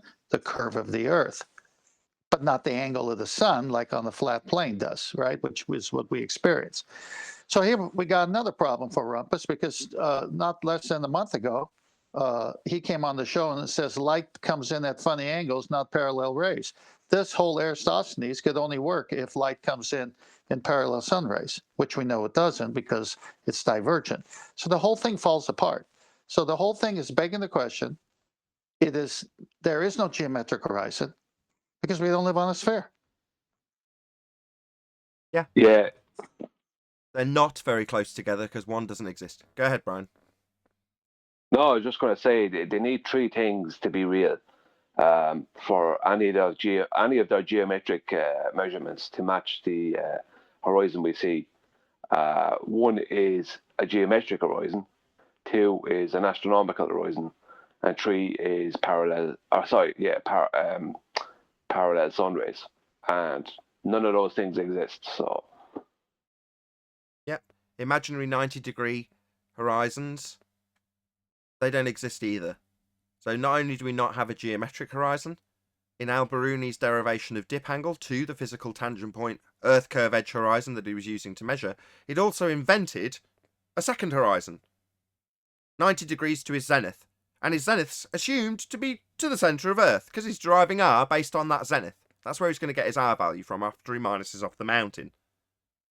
Well, that all assumes 3 horizons. Yeah, we've only got 1. To get the R value, he needs to assume the horizon he's actually looking at in this instance, which is geometric in his measurement. Now, Rumpus is telling us that doesn't exist. He's measuring it after deriving a second non-existent horizon at 90 degrees to his zenith to get the dip from. I would venture to guess, and it'd be a pretty good venture, that if the Black Swan picture was presented to Eratosthenes at that time, then the Earth's radius would have been 264,000 miles. Right. Meanwhile, as Chocolate pointed out, in Wiki, their horizon just is the geometric horizon. That's what it's asserted. They say boats fall over it. They say buildings are blocked by it. That's what a geometric horizon is. Their horizon's Earth curve. Now, when we disprove that, they say, no, Earth curve's not Earth curve, it's a projection of Earth curve. All right. So it wasn't ever physically blocking boats and buildings then. It can't be derived and refracted with an R value if you can't measure it. Paradox. Unfortunately for them, that's just going to mean there's going to be a lot of fundy muting and reassertions that they, two horizons, are very close together when one doesn't exist and the other one's apparent, but being claimed to be an apparent position where the sky meets the land or sea. Totally redundant, just another invention of another horizon that they need to claim the Earth's a sphere. It's a shell game with horizons. We've only got one, it's not geometric, it's not Earth curve. The horizon is not Earth curve. Yeah, your zenith should never go beyond your feet. If you're going to push it further than that, you could push it to mean sea level. After that, you have no business bringing your zenith anywhere. No, it's like, how can you bring your zenith to an area close to 4,000 miles below mean sea level? You know, without any evidence, before you get started to do anything. So it has to be pre-assumed. Yep. That's the only way around it. Yeah, exactly. When he takes that zenith, what's he doing? Well, he's assuming that that line through his head from the sky is towards the centre of Earth as a sphere. Well, where's he got that notion from? To then invent a second horizon 90 degrees to it and then make a dip angle measurement to his assumed to be geometric Earth curve edge horizon that isn't real. Yeah, it just basically used an astrolabe incorrectly. Sorry, Chocolate. No, I'm just kind of sitting here laughing in my head while I'm working, just thinking about it, because for years they've been telling us that it's the ground, it's the terrain, it's the physicality that's blocking these boats and buildings and all that stuff, right? That's where they get terrestrial. And then when they argue with us, they say refraction, light. So when they're arguing with us, they're literally saying light, and we're saying no, ground, because that's what you've been telling us for years, that it's the ground that's blocking these boats and stuff. But you keep saying refraction. So it's like we're telling them ground, they're telling us light. Meanwhile, they're arguing that the ground is actually what's doing it, which is the funniest, most ironic thing I could think of. It's ridiculous and hilarious. Yeah, we've got to start telling them what their own claim is, and when that happens, you have someone like Tim Osman say, nobody's claiming the horizon's Earth curve. Really? So boats not falling over it, blocked by it, buildings not feet and inches attributable. Okay, nobody's claiming the horizon's Earth curve. I think Sleeping Warrior is spamming my chat, given that he's done it the last 3 days in a row, to have a premiere stream that starts straight after this stream. So check it out. It's going by in the live stream chat right now. But with that, I am going to say, if you are watching this on either Nathan Oakley 1980 or Nathan Oakley premiering streams, then stay tuned, as there will be an after show to follow. Unfortunately, if you are watching this live, this is where we bid you farewell. So a huge, massive, enormous thank you, first and foremost, to both Discord and G+ panels for making today's live show possible. Also, obviously, a massive thank you to all of you watching for hopefully smashing the super chat, liking, commenting, sharing, subscribing, and all that good stuff. Once again, stay tuned if you're watching on a premiering stream. I've been Nathan Oakley, and I'll see you all in the next video.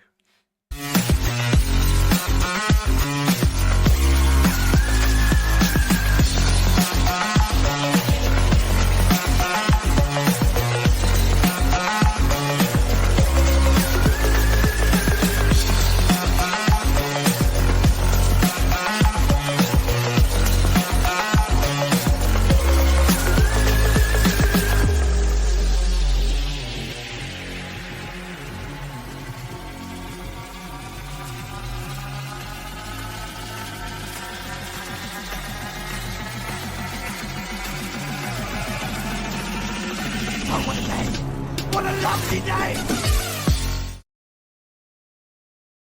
Inspector Gadget, I'll get you next time. Show up the next day with the same crap. Like, what? Yeah, he's like the coyote with the roadrunner, isn't he? Yeah. Yeah. Well, then pre-show chocolate, we did your Apple example. Oh yeah.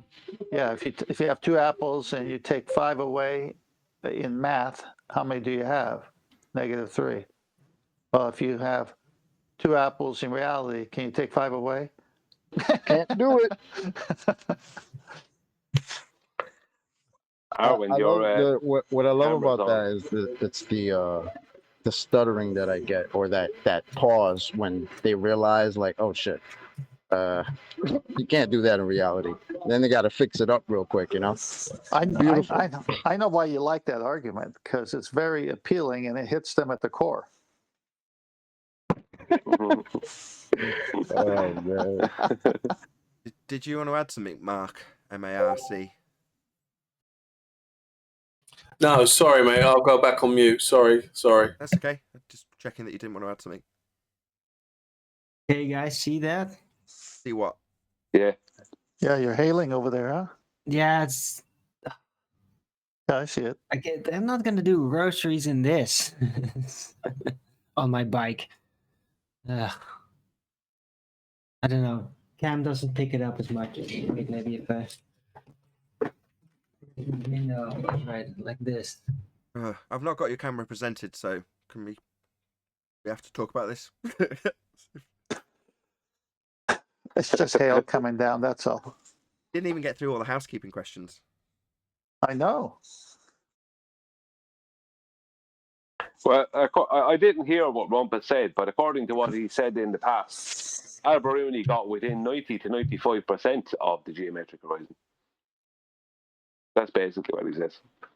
Yeah, or to put it another way, he didn't measure the geometric horizon because it doesn't exist. Yeah. But he got very close to the assumed mathematics of a sphere. And the only reason we're saying he got very close is because I'm going to move the position that he thought he was measuring as a tangent point to a bent position that's no longer a tangent. But like, if Alberuni was only 5% off, then who corrected it and how did they do it? They couldn't. Again, it's a paradox. 5% off. Well, it's because they're very close, Arwin.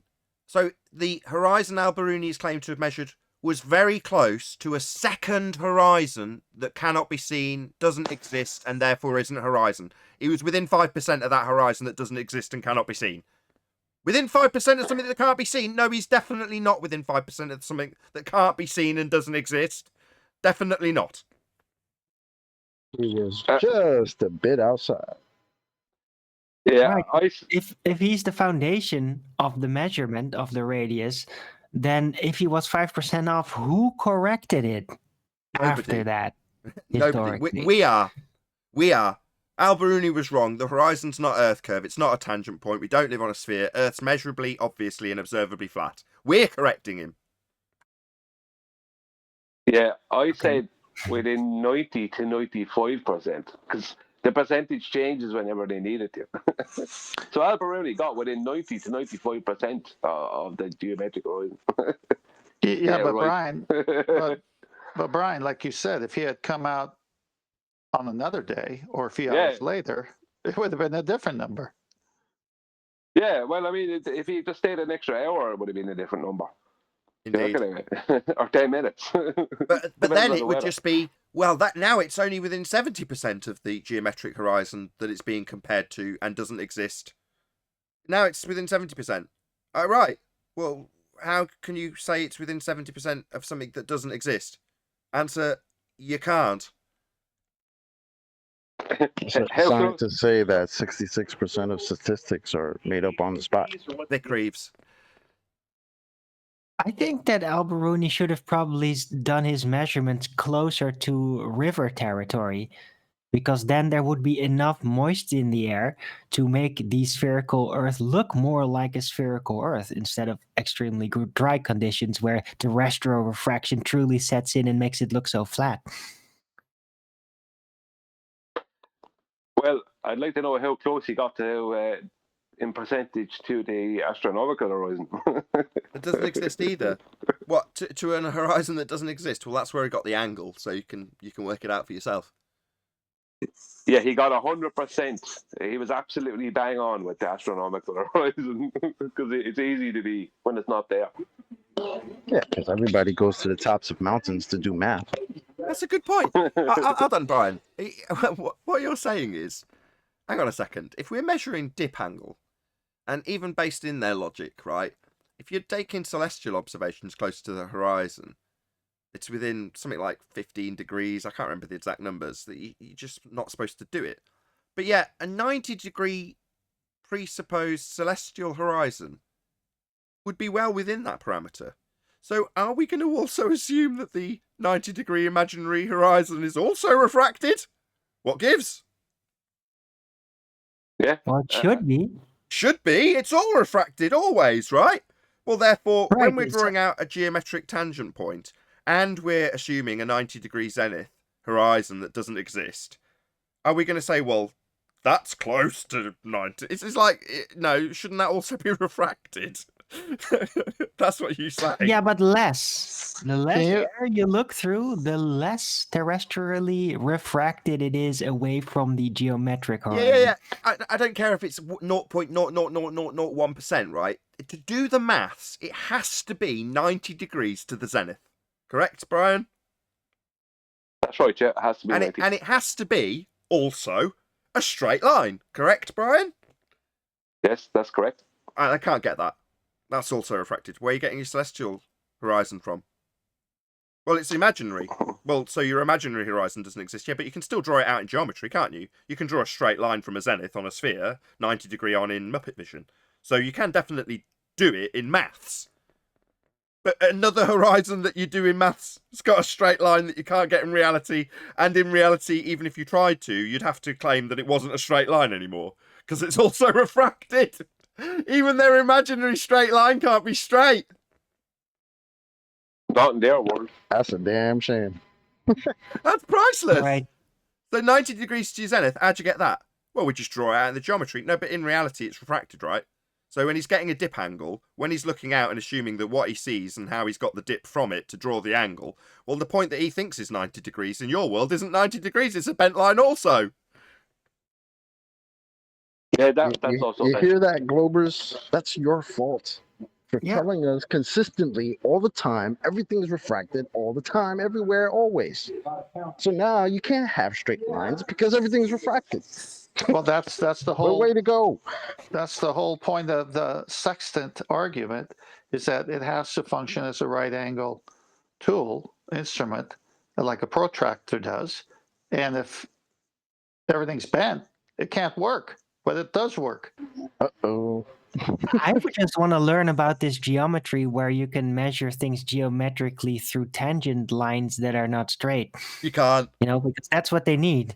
I look, want to well, see them doing that step by step. So now in geometry, we're going to do this and now that. I just want to see them do that. Yeah. Well, you've seen donkey dick geometry, right? You've seen Andrew Thomas Young and his donkey dick geometry. Well, that's them doing it. But of course, he has to make the disclaimer that until now, we've drawn the line of sight OG, which is a straight line tangent. Well, yeah, you've got to draw a line of sight to that geometric physical earth curve obstruction because that's what you're claiming, you're proving. So you've got to see it at some point, right? No, you don't see it ever. It doesn't exist. It's not real. But it's within 5% of something we do see, even though I can't claim it's within any percent of anything because it doesn't exist. But I assume I'm on a sphere in this example, devil's advocate that I am. Therefore, we've got two horizons, and the one we see is very close to the one that doesn't exist. Yeah, and according to the Globers in the past year, you can ask Bev. I wants to ask Bev or any of the people over on MAUKs. All straight lines are curved. So how did he get a straight astronomical horizon? I don't get it. We'll have to start asking. In Alberuni's measurement, when he takes 90 degrees to the zenith, the same applies for your presupposition of tangent planes when you're doing geodetic surveying. Well, when you do that, how do you get the tangent plane? How can you assume that you've got a 90 degree zenith if all lines are bent? How do you draw out the tangent plane in the first place to make the geometry that you're actually applying to the flat surface we stand on? How do you make that work if it's all bent always? You can't draw out a straight line, geometrically or otherwise, if in reality you don't have one, and none of them exist. So we're going to have to start asking. That's a big problem for the geodesic surveyors, isn't it?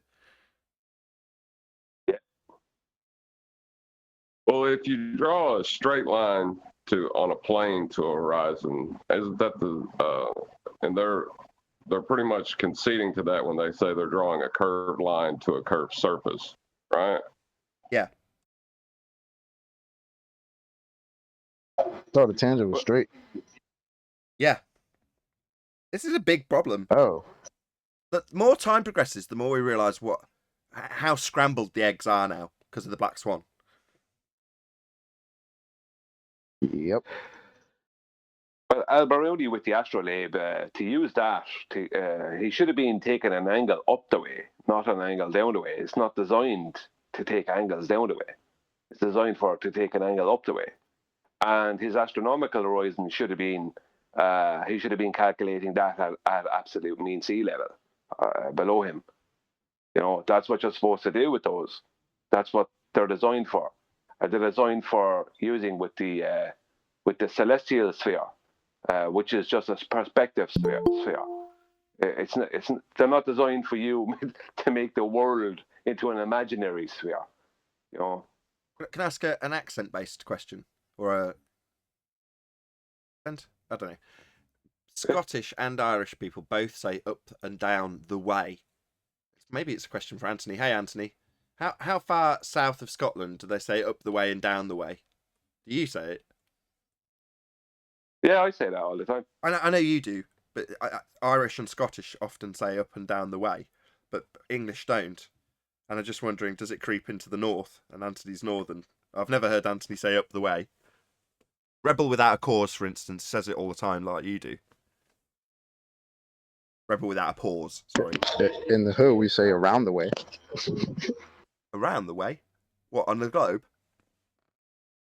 No. Just in your neighborhood, around the way, yeah. Not a globe. In the Midlands, Nath, we go down. So I'm going downtown, going down my mate's house. Yeah, that's true.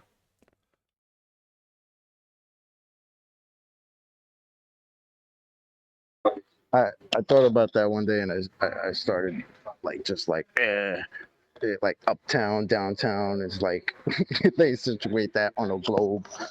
So if I'm going uptown Manhattan, also I'm traveling north to the top of the globe, downtown. Like, it's so nonsensical. So do you have an upwards or a downward bias, Chocolate? I have a horizontal bias, since I that's how I walk and shit. So yeah. What about out? What about out? Have any of you guys got that out? Ever heard that? You're going out? Yeah, out. You got it. Yeah, I've heard that before. The going out would mean going out to buy a loaf of bread, but out means you're out on the town. Yep, that means you put on the good clothes and you go out. Going out. I know about that. Properly out is the other one. Go properly Proper out. I do like that. I like how you guys throw proper into things. Like I don't know. Just there's a way that you guys use proper that's kind of cool. Yeah, like he was that a we don't proper use it like that wanker. much here. Speaking with the British accent, automatically gives you a feel of empiricism.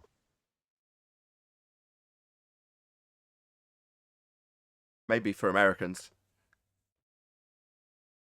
That's an improper statement. Hey Nathan, I think your mic is cutting out. Or My mic's going out in Discord. Clearly, yes. I'll refresh.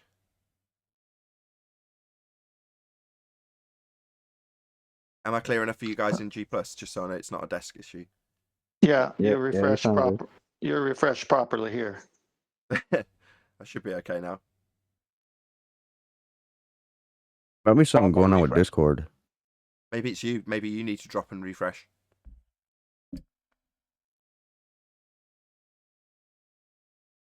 So just as we were talking about it for Arwin's benefit, it's on screen now. So this is Andrew Thomas Young's explanation for the Arwinian paradox in what we fondly call donkey dick geometry.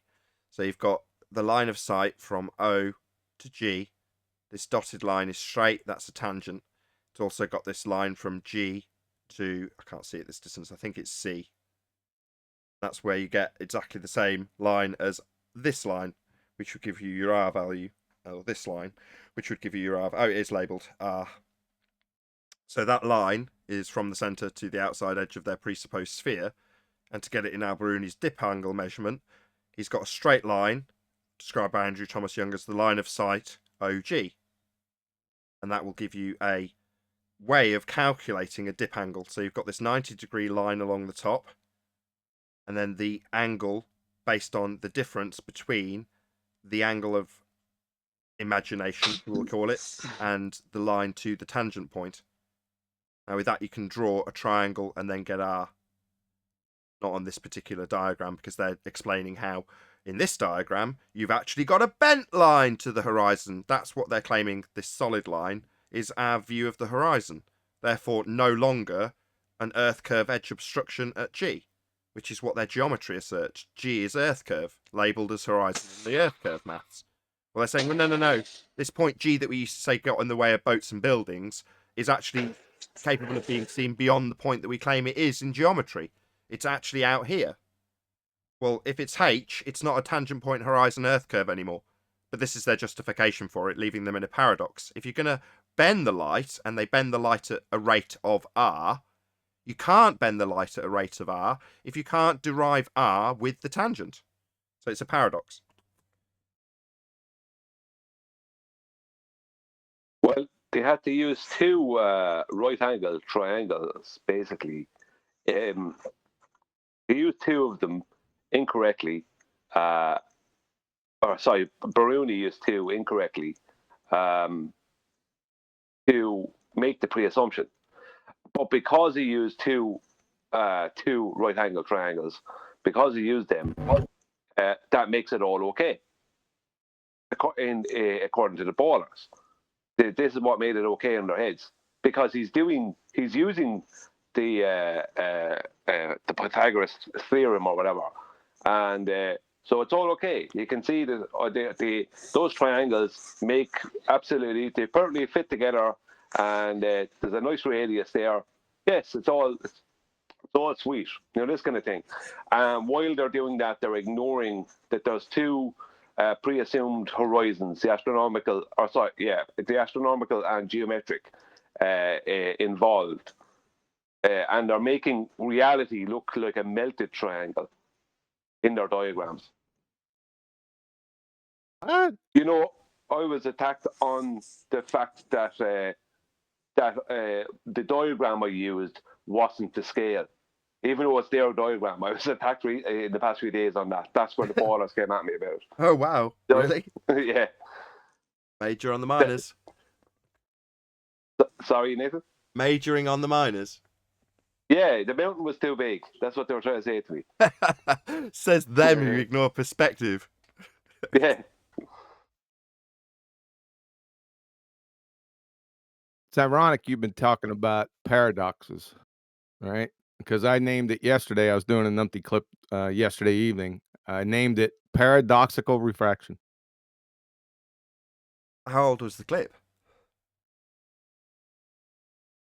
It's a baby. I just started it last night. Somebody was on and on about, I won't get into who it was just yet. You'll hear it coming up a few weeks. But they started talking about refraction. Of course, he didn't know what refraction was, but I named it. I said, because it's a paradox on a number of fronts. So I said, why don't I just start calling it paradoxical refraction? And I did. I think that needs approval from Arwin. Have you run it by him? I don't need approval from Arwin. Well, it's his paradox. He named it the paradox. No, it's not. It's yeah, it is. He named it. No, it's not. No, it's not. Share the love. Come on. Look, secretly, we all know it's down to you, QE. Now, if you want me to kiss your feet because of it, I will right now. We are so grateful that we can move forward to take minor credit for things like the paradox that comes as a result of the Black Swan. But gotta let him have this one. No. It doesn't have to go that far. You're taking it too far. No kissing of the feet, nothing like that. But when I want to use paradoxical refraction, I'm going to use it. I love it. I'm not going to lie.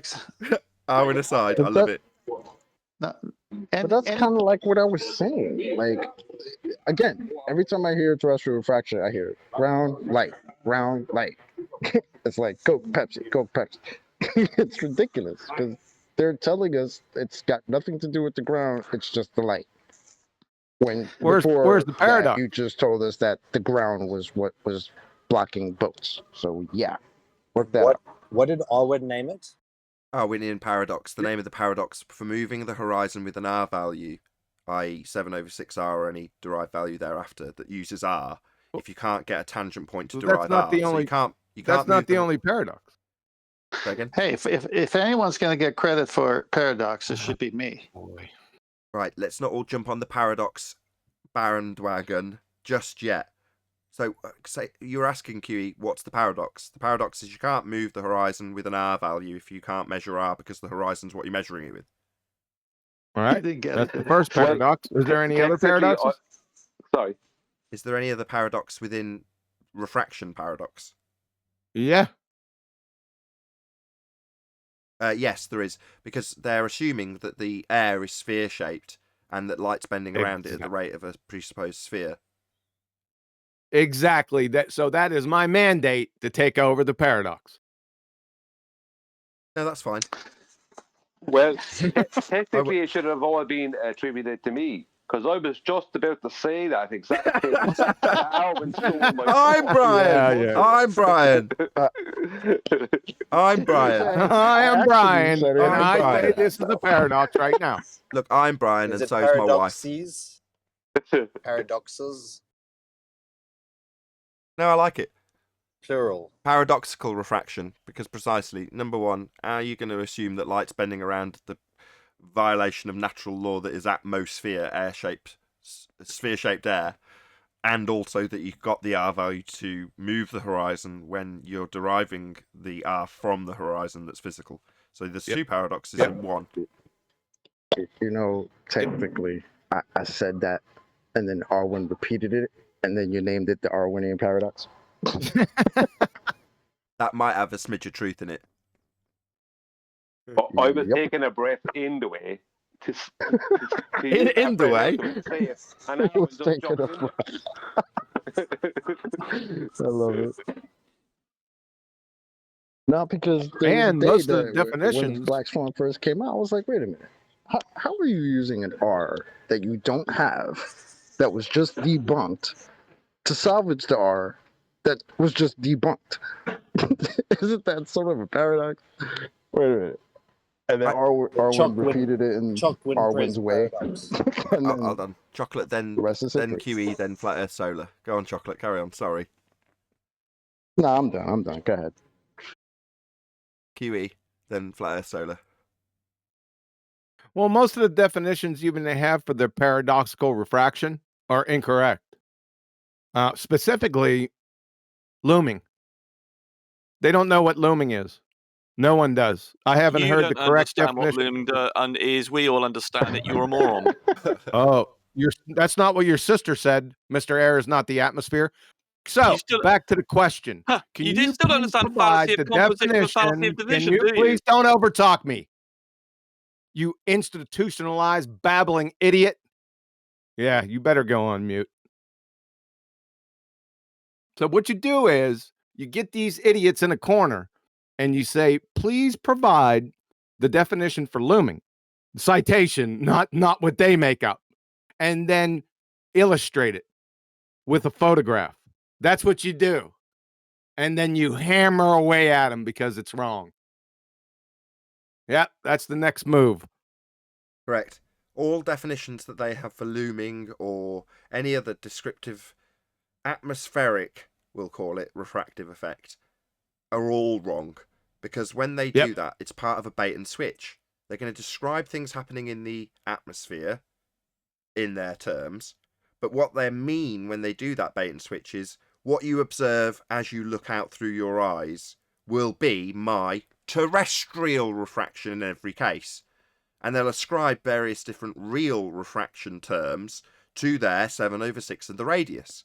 But in every example, regardless of what's occurring in your physical reality, they will ascribe terrestrial refraction to that effect.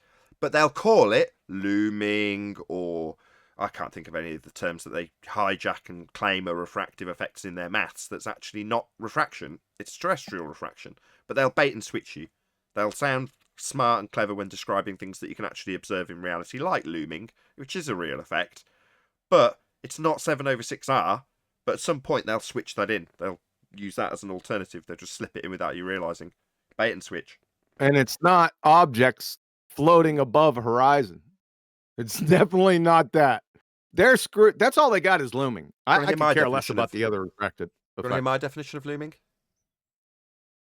Say again? Do you want to hear my definition, the Nathan Oakley definition, copyright, for looming? Oh, it's going to be my definition. Of course it is. Okay, courtesy of Quantum Eraser. Go ahead.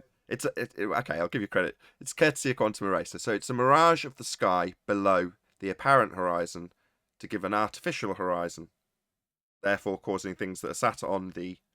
It's not as concise as yours, sorry. Sat on the apparent horizon to appear like they're floating above a false horizon. Man, you chopped that up. Okay, It's let's try a good, bit though. more concise. One more bash. So, part 1, mirage of the sky below the apparent horizon. That's part 1. Part 2, where that mirage ends, false horizon.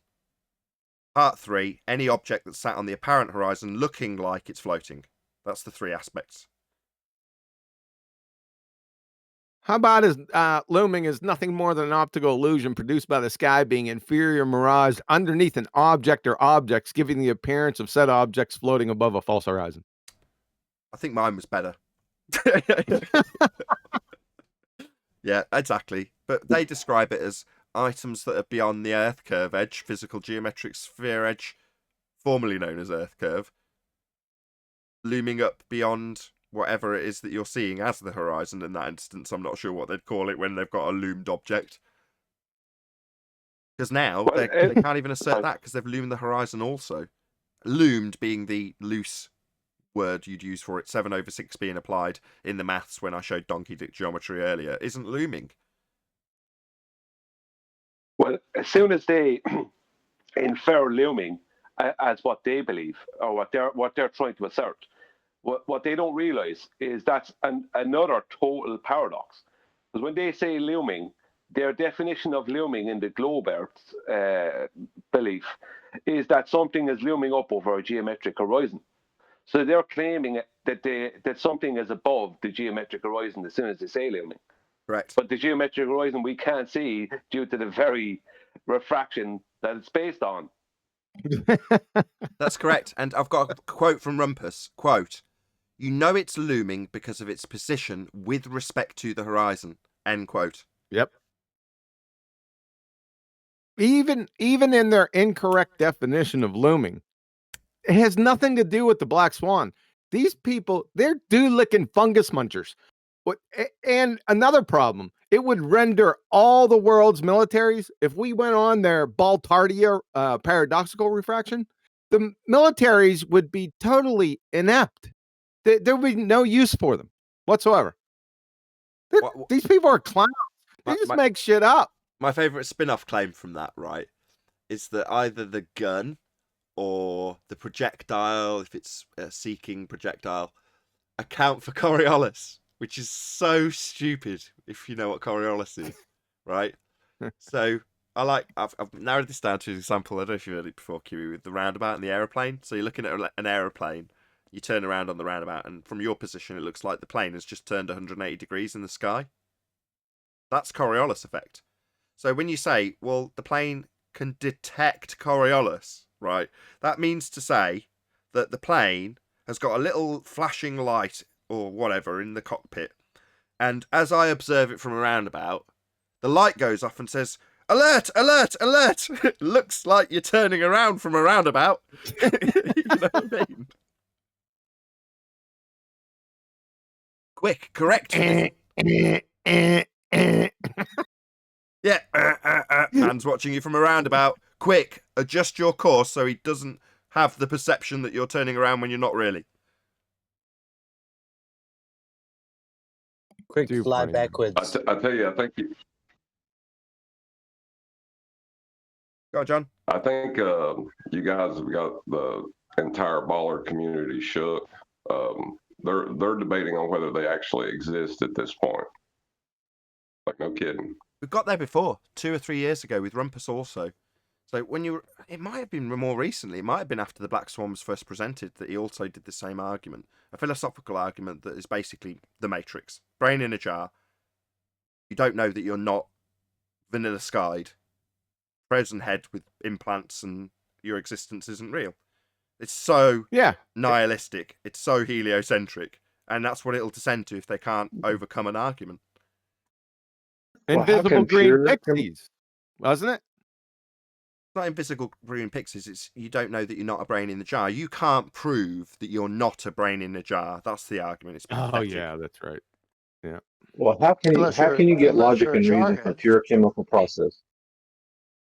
Right, but the whole thing about that is if you can't know anything for certain, you can't make knowledge claims.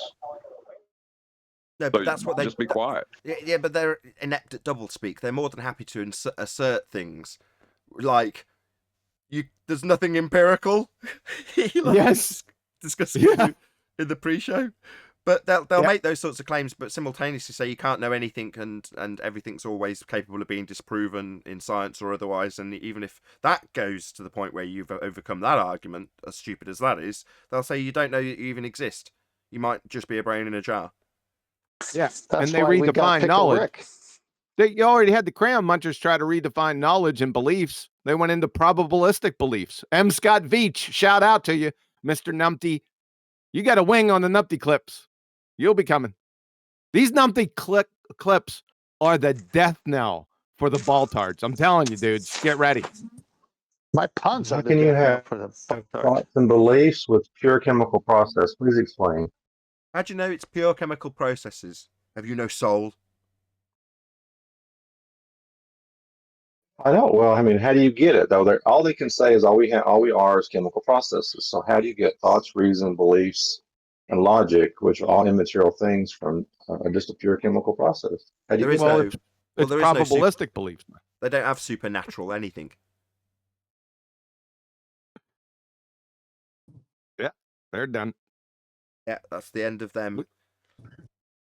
But that's like when they talk about mechanistic views like that, where you have an input and an output, and you're just following the instruction that's preset. Something as simple as delayed gratification, or not taking what you can now for reward later on, blows that out the water. Same with abstinence, choosing not to have sex now if it's a biological need. Sex now. Get the Numpty clips. Numpty clips today. You're gonna like this one, Nathan. You're gonna remember this fondly. Sly Sparkane's hypothesis hopscotch. Oh, I'm in that one. Yes, you are. Yep, that's today. Well, of course. Correct me if I'm wrong. He's going to come up with the hypothesis after the experiment. I don't know. We'll have to wait and see. Let's just ask everyone something, right? If I study the anatomy of a horse really, really closely, so I know the horse and its anatomy, obviously it's dead, really, really well, does that mean that I'm, in percentage terms, how close to unicorn anatomy am I? 95%. About 5% off. 99. About zero. It's just a horn. Oh, one wrong answer. Because even though a unicorn looks like a horse, it's actually more similar genetically to an elephant. You bastard. Just ruined my point completely after saying zero. Well, hold on a sec.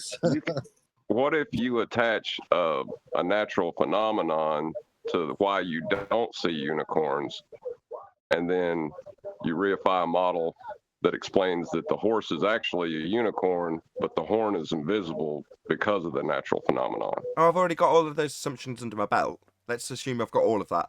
Doesn't answer my question. Within percentage terms, how close to unicorn anatomy? I mean, I'm going to assert that it's very close.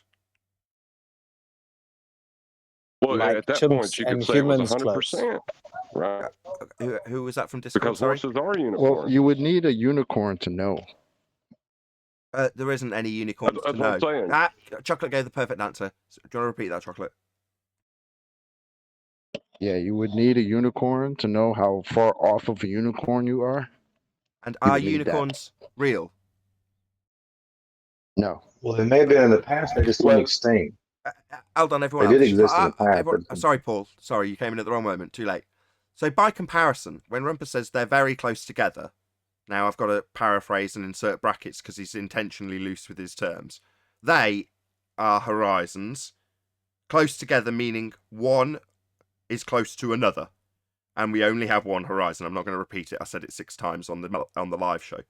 But by comparison or by analogy, if you say you're close to the anatomy of a horse, of a unicorn, when you dissect a horse, you're not, because you can't get any comparison with it, because the horse isn't going to be comparable to something that doesn't exist.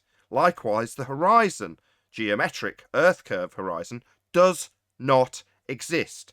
So to assert that the horizon we see, by default, and redundant to say so, apparent, meaning you can see it, is close to something that does not exist, that would be the geometric Earth curve horizon, is complete nonsense. So you're saying, Nathan, that the horse is not a refraction effect of the unicorn?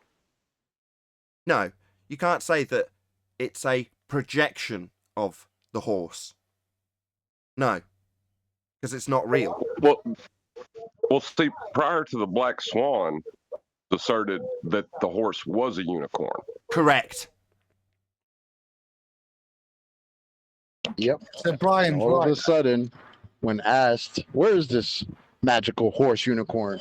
all of a sudden, no, it's not a horse. It's a unicorn. Brian's right. That makes horse DNA actually refracted unicorn DNA. Correct. In comparison, yes. So it's to say my horse analogy and its close study of its DNA is within 95% of unicorn DNA. And unicorns, in this example, I can't remember who it was to give the credit, I think it might have been John. Unicorns are white swans or the geometric horizon. So up until now, all horizons are Earth curve edges or unicorns. They're all unicorns. They're all Earth curve getting in the way. Well, as soon as you show that it's not a unicorn, it's actually just a horse, and they say, well, we don't actually see the unicorn ever, it doesn't exist, but the horse is within 95% of a unicorn. So the apparent, redundant, horizon is within 95% of the geometric doesn't exist Earth curve horizon. That's what they're saying. Well, yeah, something significantly changed the day we said, if the Earth is a sphere with a radius of 3959 miles, things went very south for them after that. I'll say it again then. Is 1.225 miles, as in the Black Swan, within 5% of 10 plus miles? No. Or even that. But 1.22 miles is going to be 1.22 miles to an arbitrary position. Just a bit of ocean. Not a horizon sphere edge called Earth curve. So when you say, is the 1.22 miles that you arbitrarily measure out, within any percentage of a horizon that we see? Well, that's a nonsense question, isn't it? Well, what? The bit of ocean, is it within 5%? Well, depends how you're comparing it to get your percentage, but it's an arbitrary position that doesn't exist. When you say that what could be, should be, and isn't there at 1.2 miles is a physical Earth curve edge obstruction, well, that's not there. So worry about how close it is to the actual horizon. We've debunked it. We don't have Earth curve's not the horizon. We don't have Earth curve. And it's funny because they're mad at us, right? You flat earthers. It's your calculator. You put in 1 foot. It's your calculator that says 1.2 miles. That's not us. That's you guys. So 5% means it should either be at 1.1 or 1.3 miles, not 500% out. Or you're going down just a bit off. Hold on, you're going down the 10th man road that when 10th man tries to do this, he gets told off by Quantum Eraser. I'm starting to get pissed already. I'm discussing Yeah, go on, Adam. Their claim. Go on, Adam. Oh, God. Throw him under the bus, Tim. That's it. Their claim. So I'm using their claim that they're now saying that actually you can look at the horizon, and even though it isn't the geometric, it will approximate its arbitrary position to within 5% of what the geometric horizon would be calculated to be. And what I'm saying is the black swan demolishes that in that it's not 5%. Yeah, it's not 50%. It's 1,000%, isn't it? No. Out. How can you get a percentage between something that doesn't exist and the location of the redundant apparent horizon, as they call it? You can't. It's an apparent percentage. Look, right, 10th man. Well, you've gone through this Isn't it just process, went right? the other way. Like, how do you say you figure out the geometric horizon from, or do you figure out the horizon we see, the apparent, from the geometric, the one that we don't see? Wouldn't it be just a tad bit smarter to say, well, we figure out this apparent or the geometric horizon that we can't see because of the one that we can see? They've got it all backwards. What don't you Well, understand about the black swan being extreme refraction? That normal Extreme refraction, less? define that. How did you figure out Looming. rumpus? How did you figure out extreme? Looming, what's Do you looming? have Hold on. do you have a Okay, device that does that? Looming, It's very hold on. simple. Very simple. Hold on. Spend more. Hold on. I'm going to shut you up. I want the definition of looming and an illustration, Rumpus. I asked you like 10 times. Now friggin' do it. The black swan is an illustration Do of it. looming. Do Looming. it. Black swan. Hold on, can I give? I said sorry to get black between you two. citation, Sorry, you Rumpus. Can I give you one of your weasel own you. quotes? Hey, Weasel. Can I give him one of his own quotes? The Will he allow black it? swan image is an example of looming. Yeah, we let's heard go the ahead. first Go time. ahead. Huey and Rumpus. Rumpus. Quote. You know it's looming because of its position with respect to the horizon. End quote. The Rumpus. Yes, and the horizon's also loomed, yeah? So how can you know? It's very simple. You can have two things Really? that loom, Well, Nathan. go ahead. Provide Let the me finish my definition of looming. sentence. Let me finish my sentence. Provide the definition of looming and an illustration. Not an illustration. I need a photograph. We need to see it. And I'll send it to Nathan. Do it right now. You're not speaking again until you do it. I'm tired of your bullshit. You do-licking fungus muncher. Yeah. Also, So we get also to covered this earlier. Yeah, things are loomed up above apparent only horizons, according to Rumpus now.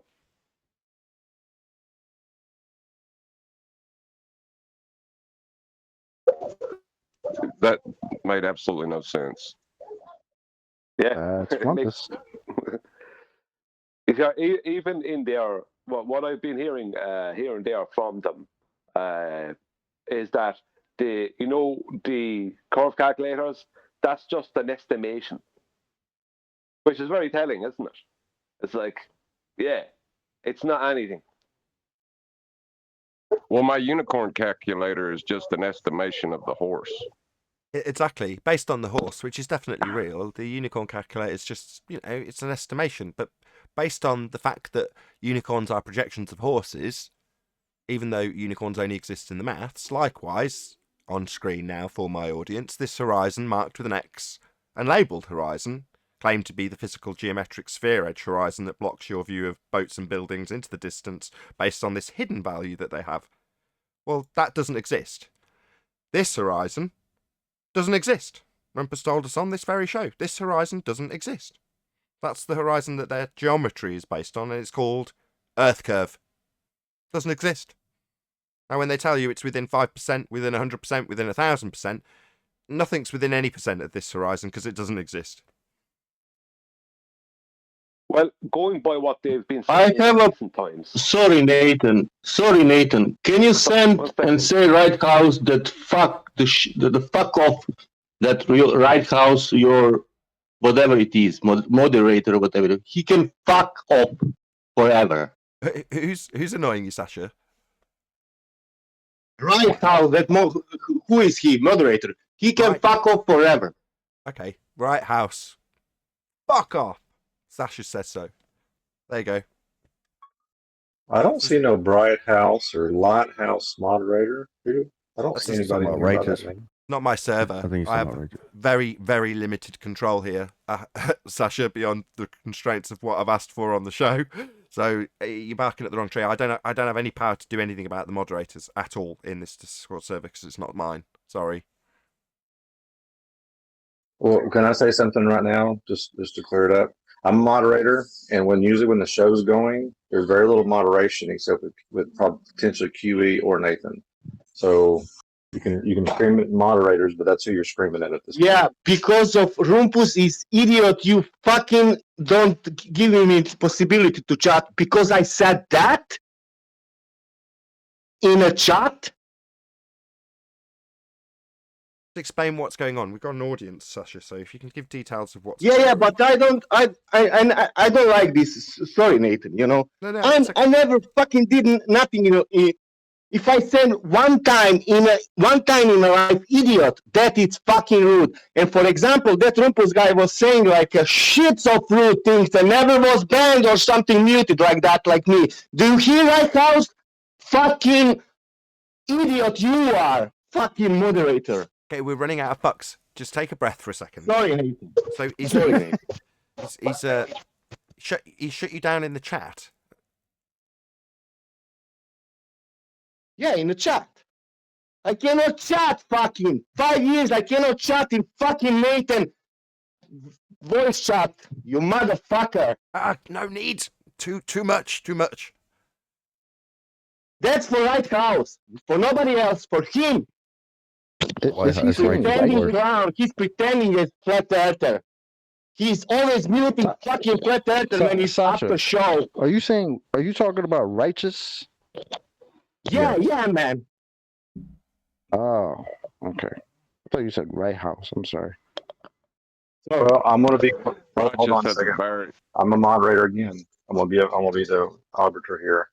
In the last several days, so you're gonna have to be more specific. Righteous No, has not I want been to be specific. I don't Hold fucking on, want to hear your voice. Do you understand me? You can ban me. You can do whatever you want. I'm 5 years here listening. I never was rude, man. And you are. Hold on. Guys, Paul. I If just you don't want want to to hear. hear, Hold on, Paul. Just let Sasha get it out first because he's obviously frustrated. Okay. Just let him say his piece. Go ahead, Sasha. He said in a chat, listen this, I wrote, Rumpus, you're an idiot, and I posted the looming. And he said, this is not the way how we speak here. Listen this. And I said, are you serious, Lighthouse? And he said, wrong answer. And he muted me. Like, I cannot anymore write the. Do you understand? Yeah, I get it. Especially when Rumpus comes in Like, with, I hey, will show the morons, power. you don't I will show understand how I anything. can mute you. Right? What the fuck? Come Okay, on. thank you, Sasha. It's definitely been aired. Sorry, Nathan. I will stop. No, don't apologise. Your grievance has been aired. That's my point. It's been heard. Now, what I can do about it is precisely dick, and I've done what I can do, which is say, "Oi, stop doing it." But that's as much as I can do. I can say without any doubt that I understand both positions. Sasha has to be frustrated talking with people that reject basic reality, but Righteous is trying to maintain a civil discourse. Blame Rumpus. If you ask me, Sasha, blame Rumpus. I don't hear that at all. I hear that Sasha is saying if it's being done to me, it needs to be done to Rumpus. And if it's only one-sided, that's what I'm hearing. Yeah. Sasha has a problem with Rumpus getting away with saying you think everything that and it's only anything. Rumpus? Man, do you know how many times I spent after show and this guy didn't fucking nobody mute in the chat? Do you know what Globers are writing in a voice tech? He never mute them. How to say no mute them? He never banned them to that they cannot write. That's not true. I'm not saying for everybody, but most of them because of one idiot word. Yeah, I get banned for saying dumbass, so get over it. Yeah, and especially you. Do you know how many times you coming and first things what you are saying is you're dumb ass? Yeah, and I get banned from the chat for saying dumbass, so what's the problem? No, Stop you wasn't. You wasn't. Yes, I do. Always. No, Stop crying. You didn't. I remember, man. No, you haven't, Ed. Yes, I have. No, you didn't, man. Right There's so many other Sasha, people. are you saying you Shaikel. can't? I You can haven't been name you able to use so the many. voice. You haven't That been able to use smart ass the guy. voice Smart text. ass guy Hang on. came and he said, "What are you babbling?" And he started to be rude to me and to offend me. Nothing, Right House. Nothing. He was there, man. You are moderator. You have the power. Almighty right. See. He has been live muted before, Ed, though, but not often. Yeah, very often actually.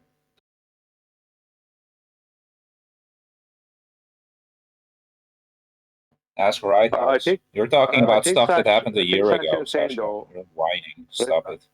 Man, I'm 5 years here. I think Sasha is trying to say Maybe that 4. this is a Man, maybe I long-term lie. thing that's I'm happening 4. to him.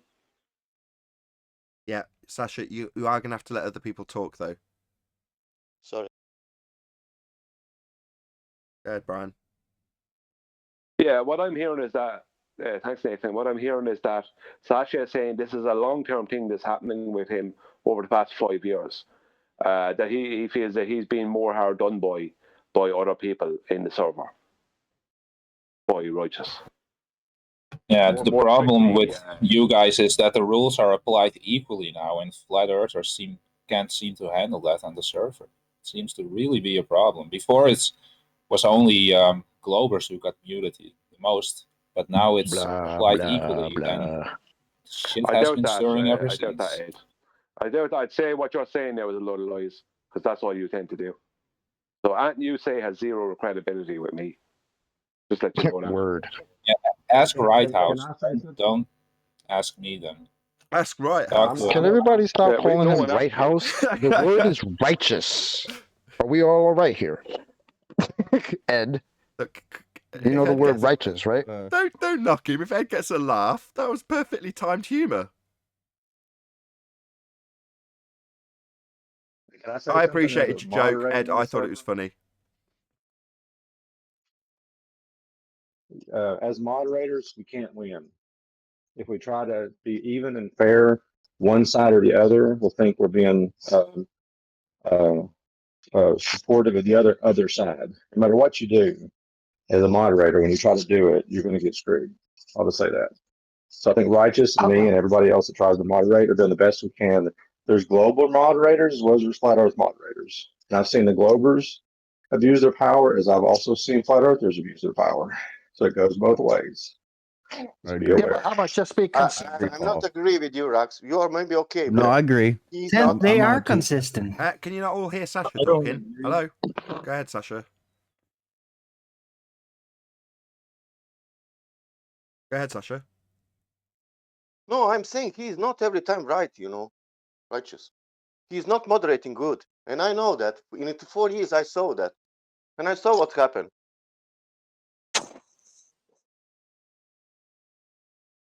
Because people like me who cannot speak very well, who are not mostly famous like Rumpus or other guys, or I don't know, we are shutted like this, tuck, you know.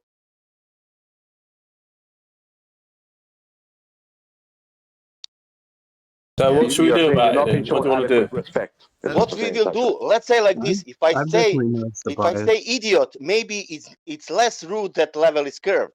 Let's think about this. For That you, makes sense. maybe fuck you, it's rude. But for me, level it's curved. It's more rude. It's in the rules. That's a blatant lie. Can you do me a favour, Ed? Any chance you can drop and come back in again? There's something wrong with your line. Thank you. Hold on, everyone. Try again, Ed, if you don't mind. It says clearly in the rules, don't do that stuff. So if you do it and you get muted, why do you have a problem then? We'll just do it equally, be fair with who you decide to do that to, not just Hold on. flat earthers. Hold on, Ryan. He was asking Sasha. I think it was a fair question. Do you want to repeat your question, Ed? What? Can you repeat question? I missed the whole show. Great. Can everyone shut up? I just want Ed to repeat his question and then Sasha to answer it. Says in the rules not to do the stuff you did. So why do you have a problem with it if you're muted when you did it? It says it in the rules. Ah, really? Okay. Thank you. That was my mistake. From now, I will count that rules mistakes. And I can tell you that is the only word in voice text chat. And do you know how many words was said? It was said it live, you know, in the voice chat. And Mr. Righteous never stopped that. Not never. He stopped it sometimes, of course, when it's debate or something. How many times Rumpus, Chaike, and other people was swearing during the after show? How many times? Did Okay, you Sasha, sorry to muted him, interrupt you. Right House? Sasha, it's akin to Sorry. you saying to the policeman that's pulled you over for speeding, look how many cars are going past too fast. That's the equivalent here. Okay. And I would say to back up Nathan, sometimes you catch things when you're not, like I'm always working and I'm listening to the chat and I catch something and I'll call it out. Like there was somebody playing some kind of awful God music, but knowing Betty and it's Christian server, I didn't want that. I knew she wouldn't want that. So I jumped in and jumped on it. I mean, and sometimes not everything's going to be caught every time. And to honestly, the best way I found, and this is me, and I've seen this happen, if you try to be respectful, even though you're not being respected too, and I'm bad about jumping up. Can you go up? Can you go up? Hold in on, voice chat? Sasha. Because Hold on, Sasha. I have something. I said idiot, but Then don't how to say say? idiot. Yeah, but Don't say listen, man. idiot. Wow, why? Why? If Well, it's that the means rules of the Rumpus server, can't don't say do it. idiot. I've got to be at this Okay, point. that means that from now nobody will say idiot. No, it's just Is that true? it's like getting caught by the police for speeding. It's the same analogy, Sasha. Now I know you're frustrated. I can understand that, but I've got to be honest. The complaints I get are number one equal from both sides, and number two they're pretty much always on the same line, which is I called him a wanker, but then I got banned, or then I got shut down, or wood shedded, or whatever that happens. And did you see how many people were telling me I was an idiot before that? That's what I hear every time. But I want to ask a question. Did I write Rumpus is idiot, or did I write Rumpus is idiot, Rumpus you are idiot, and I posted something? I don't think he's here, mate. I'm asking you all people, did I write Rumpus is idiot, or did I write Rumpus is idiot and I post something what you was talking about? Sure. The silence you're receiving is because there's not a soul here that's not going to side with you with bias. Yeah. Right? But but it was Sasha, it was please. looming. Sasha, please. Sorry. Take a breath. Just take a breath. You're a bit triggered. I'm not trying to wind you up more, but just take a breath. It's a difficult job to be a moderator and be neutral, and Paul's trying to explain that to you. Now, you're just not accepting it, and you're putting across arguments that there's not a soul here that wouldn't agree with you. But everyone's staying quiet because they realise that you're discussing a moderation issue. And therefore, when everyone's like, yeah, you're damn right, why would you want to get shut down in a server that you would hope is flat not moderation. Sasha! It's not finished. Sasha, please. I know. know. The second time in this sentence. Please. Right, nobody's going to side with you, even though you're right. I could say, yeah, when you're putting your argument and saying, here's looming defined, and you're not defining it, you idiot, to get banned and then have the people around you say, yeah, well, you did break a rule of the server, and you're saying, yeah, but I had a really good valid argument. Then you get silence. Well, I'm trying to explain why. Not because not a soul here wouldn't agree with you. If I was in the same position, I'd be fuming. I don't disagree with you. That doesn't change the fact that it is a very well moderated server and even-handed. Unfortunately, there's going to be people who get pissed off with how that occurs. You're one of them in this instance. But all I'm hearing is good server, well moderated, and that's not going to help you get less annoyed with everyone and everything around you at the moment.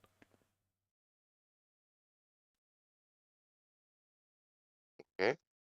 I only want to tell about moderation. I'm not. I have no complaint. Now I only have complaint about Mr. R. I'll be honest, Because Sasha. Mr. R. Oh, sorry. I will be honest with you now. Mr. R show it a lot of time his ego first, and other people knows that. But okay, he show it this time on me. Okay, I also made mistake. From now, no more, no more. How you say? No more idiots for people. Let's see No how more this ad will go homs. on. Right. Personal attacks, ad homs. Yeah, Right. at home. No at home. Yeah. Let's see without at home how it's working. There's going Let to be me say time. something different. Can I say something real quick, Nathan? Go ahead, Paul. If Ed is saying idiot or whatever he says, because Ed's done that to me, Ed has done it to everybody.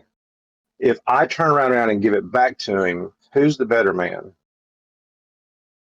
Neither of you. Neither of you. But if I try to do what's right, and they're being an idiot, who looks worse? The person trying to do what's right, or the person being an idiot? And I just said idiot on the server. The last person speaking always. And there's an old saying. Wrong last The last always person stands out speaking. first. Yeah, that's why they fundy mute, because that's the impression they give. Yeah, right, Arwin. Well, and there's an I'd old like to saying, agree with. if you start I'd throwing mud, like to agree with. you get dirty and the other person gets dirty when you start throwing mud. Right, wrestle with pigs, you're going to get dirty. Right, go ahead, 10th. Yeah, I agree with Paul's sentiment, but Paul, that wasn't the argument. The argument is not about who's going to be the better man. He just said he's going to stop doing it, and then he's going to find out how many times others do it, and the same rule isn't applied evenly. This is an issue of consistency and no consistency of that rule. So if moderation is going to be done right, then do it consistently on everybody, instead of saying, I'll let this group get away for a while, then I'll shut up some of them. And then, so Sasha gets into it, and he feels like he was done harm by it because it's left alone on the Glober side. This isn't the first time we've heard this about righteous. I've been hearing this for a couple of years now. Yeah. And I'll back And that may be the case. Let me speak into that. I've heard that complaint from both sides. I have too. And the other thing is, ultimately, there is somewhat of a hierarchy in the server. Hold on, Paul. I think 10th Hold on, a there's bit more. Hold on, Paul. Go ahead, 10th. Sorry, what did you want to add?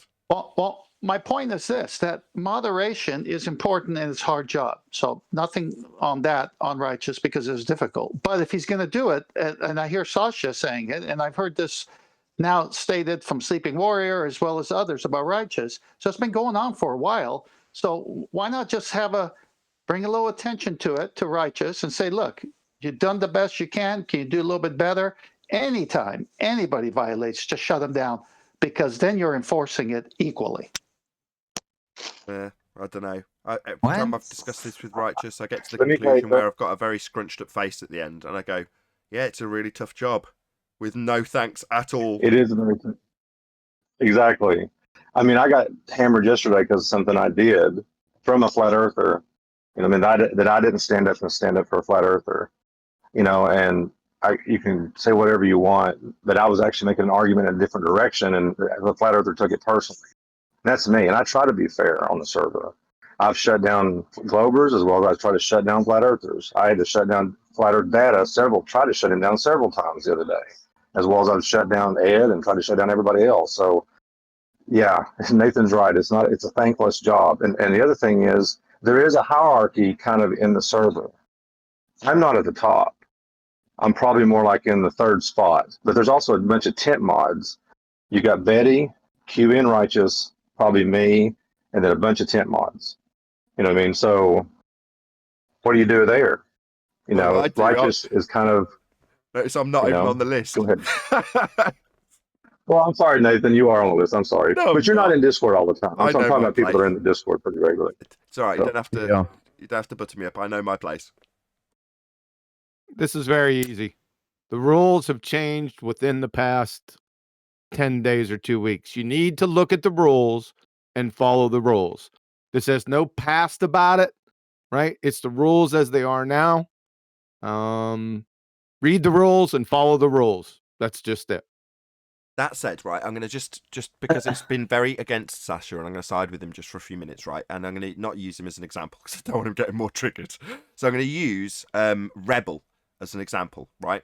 Rebel had the same or similar criticism, which was to say you need to be more temperate, you need to keep your cool, you don't need to be swearing at people, you need to make it more accessible if you were just to take the high road, etc., etc., etc. Now, he'd do this repeatedly in comments until one day he came, ended in a back and forth with the Fundy, who was muting him, Fundy muting him, all the usual tricks, ignoring his responses, not acknowledging them, circle jerking through the same arguments. And afterwards he got in touch with me and said, now I get it. How difficult it is to keep those sorts of things under wraps when you're in the moment. It's very, very hard. So I take it all back. Now I get it. I didn't when I was criticising. It's easy to criticise. Now that translates directly across to the moderation in the server. It's really easy to criticise, especially if you're one of the people on the end of the moderation.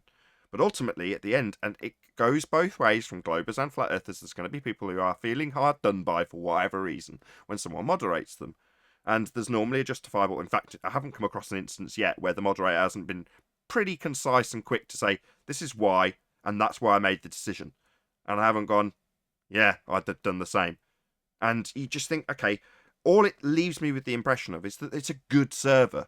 Now, that doesn't mean that it's going to be everyone happy all the time. There's no such place, right? But it's moderated well. And the criticisms, and they're not very often, I've got to be honest, there's not that many times that people have moaned about the moderation in the server. But they're always the same moan. I was on topic with this and I just got shut down.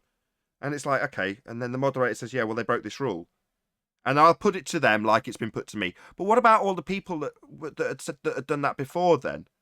And they give me, where I've come up with this analogy now, well, it's like the speeding analogy. Well, does the cop suddenly close the road while he's giving you a ticket? No.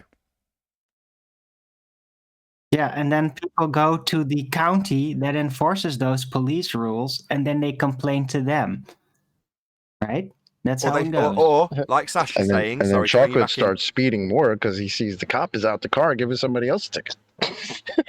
Right, then you got a Yes. car chase, and now suddenly there's a police force riding behind somebody else, holding up traffic on the highway. But by comparison, or in this analogy, Sasha's saying, I'm going to stand on the bridge and watch how many people speed and don't get caught like I have. It's like, no, don't waste your time. No, but rules, it's really about the rules. It's not even about the moderation. It's about the rules and rules shifting. Which rules do you maintain and why? Do you have support structure for different types of scenarios, different type of feelings and ways of going about that come with those scenarios? You know, like a situation against a fundy who manages a whole different type of rule set is going to be very different as towards another flat earther or towards a newcomer. So are there multi-tier layer rules? No. Are they sensible? Rules and moderation is all about order. Order comes first, then actually comes the rules. You're right? saying there should be Rules different are rules for secondary different to people. order. You're saying there's different rules dependent. So you're biased, and you started it, prefaced it by saying the fundies, implying how biased you would be as a moderator. Just note to self, never make Owen a moderator. Excuse me. So in the real physical world, if you got a bunch of people that are clearly clinically lunatics, are you going to treat them exactly the same in social conduct as other non-clearly lunatic people? Okay, false no, comparison. You're going to have a different rule set of approach because they require it. False comparison. Not I can't name one person that's mentally deficient. No, that's the wrong terminology. Certifiable. All right. That was let's funny. see. Brenda. Not certified mental. Oh, really? You think so? I'm pretty sure. What do you mean? Do I think? Debatable. Oh, I think. She Yeah, she fits. was condemned for. What are you talking about? No, I'm not going to go there. I'm not going to make this political, because there's political defense against it. But yeah, in certain books, she's definitely clinical. No, yeah, that's not true. Anyway, Yeah, the point is that it's not born. One like incorrect that. example doesn't mean that your comparison stands, which is to say that would you put the nutters in charge of the nut house or give them equal rules? Well, no. The people who think they're on a sphere, it's no different if someone came that was a Scientologist. Would you suddenly express different rules to them because they've got a different outlook? Or a concaver? You're going to apply different rules to them? No, everyone gets the same rules. It's not because of what they choose to believe, it's how they typically end up behaving in line with that group, which there is just behavior based on certain group psychologies. And it's out there, it's distinct. So when I say fundies, I don't mean every baller. I mean the trenchers, the hardcore ones, the psychological warfare agents. I do hear you, Arwen, and in a lot of ways I'll say Arwen has a point, because remember, even this show, how bad was this show targeted, Nathan? I mean, we would go whole shows trying to get by without being sniped and porn bombed and all this other shit. Like, flat earthers aren't doing that to the Globers, right? It's them doing that to us. No, Or they used to well, do you're that. right. Okay, I see what you're saying. You're saying that in terms of the standards that are set by each side, if you're going to divide them up into separate people with potentially separate rules, as Arwin's saying, well, then their bar is so low by comparison to us, which is where Paul's point comes in. Well, Paul tried to give the education that you'd give your average 8-year-old in terms of ethics. Well, you're not going to better the other person if you roll around in the dirt with them.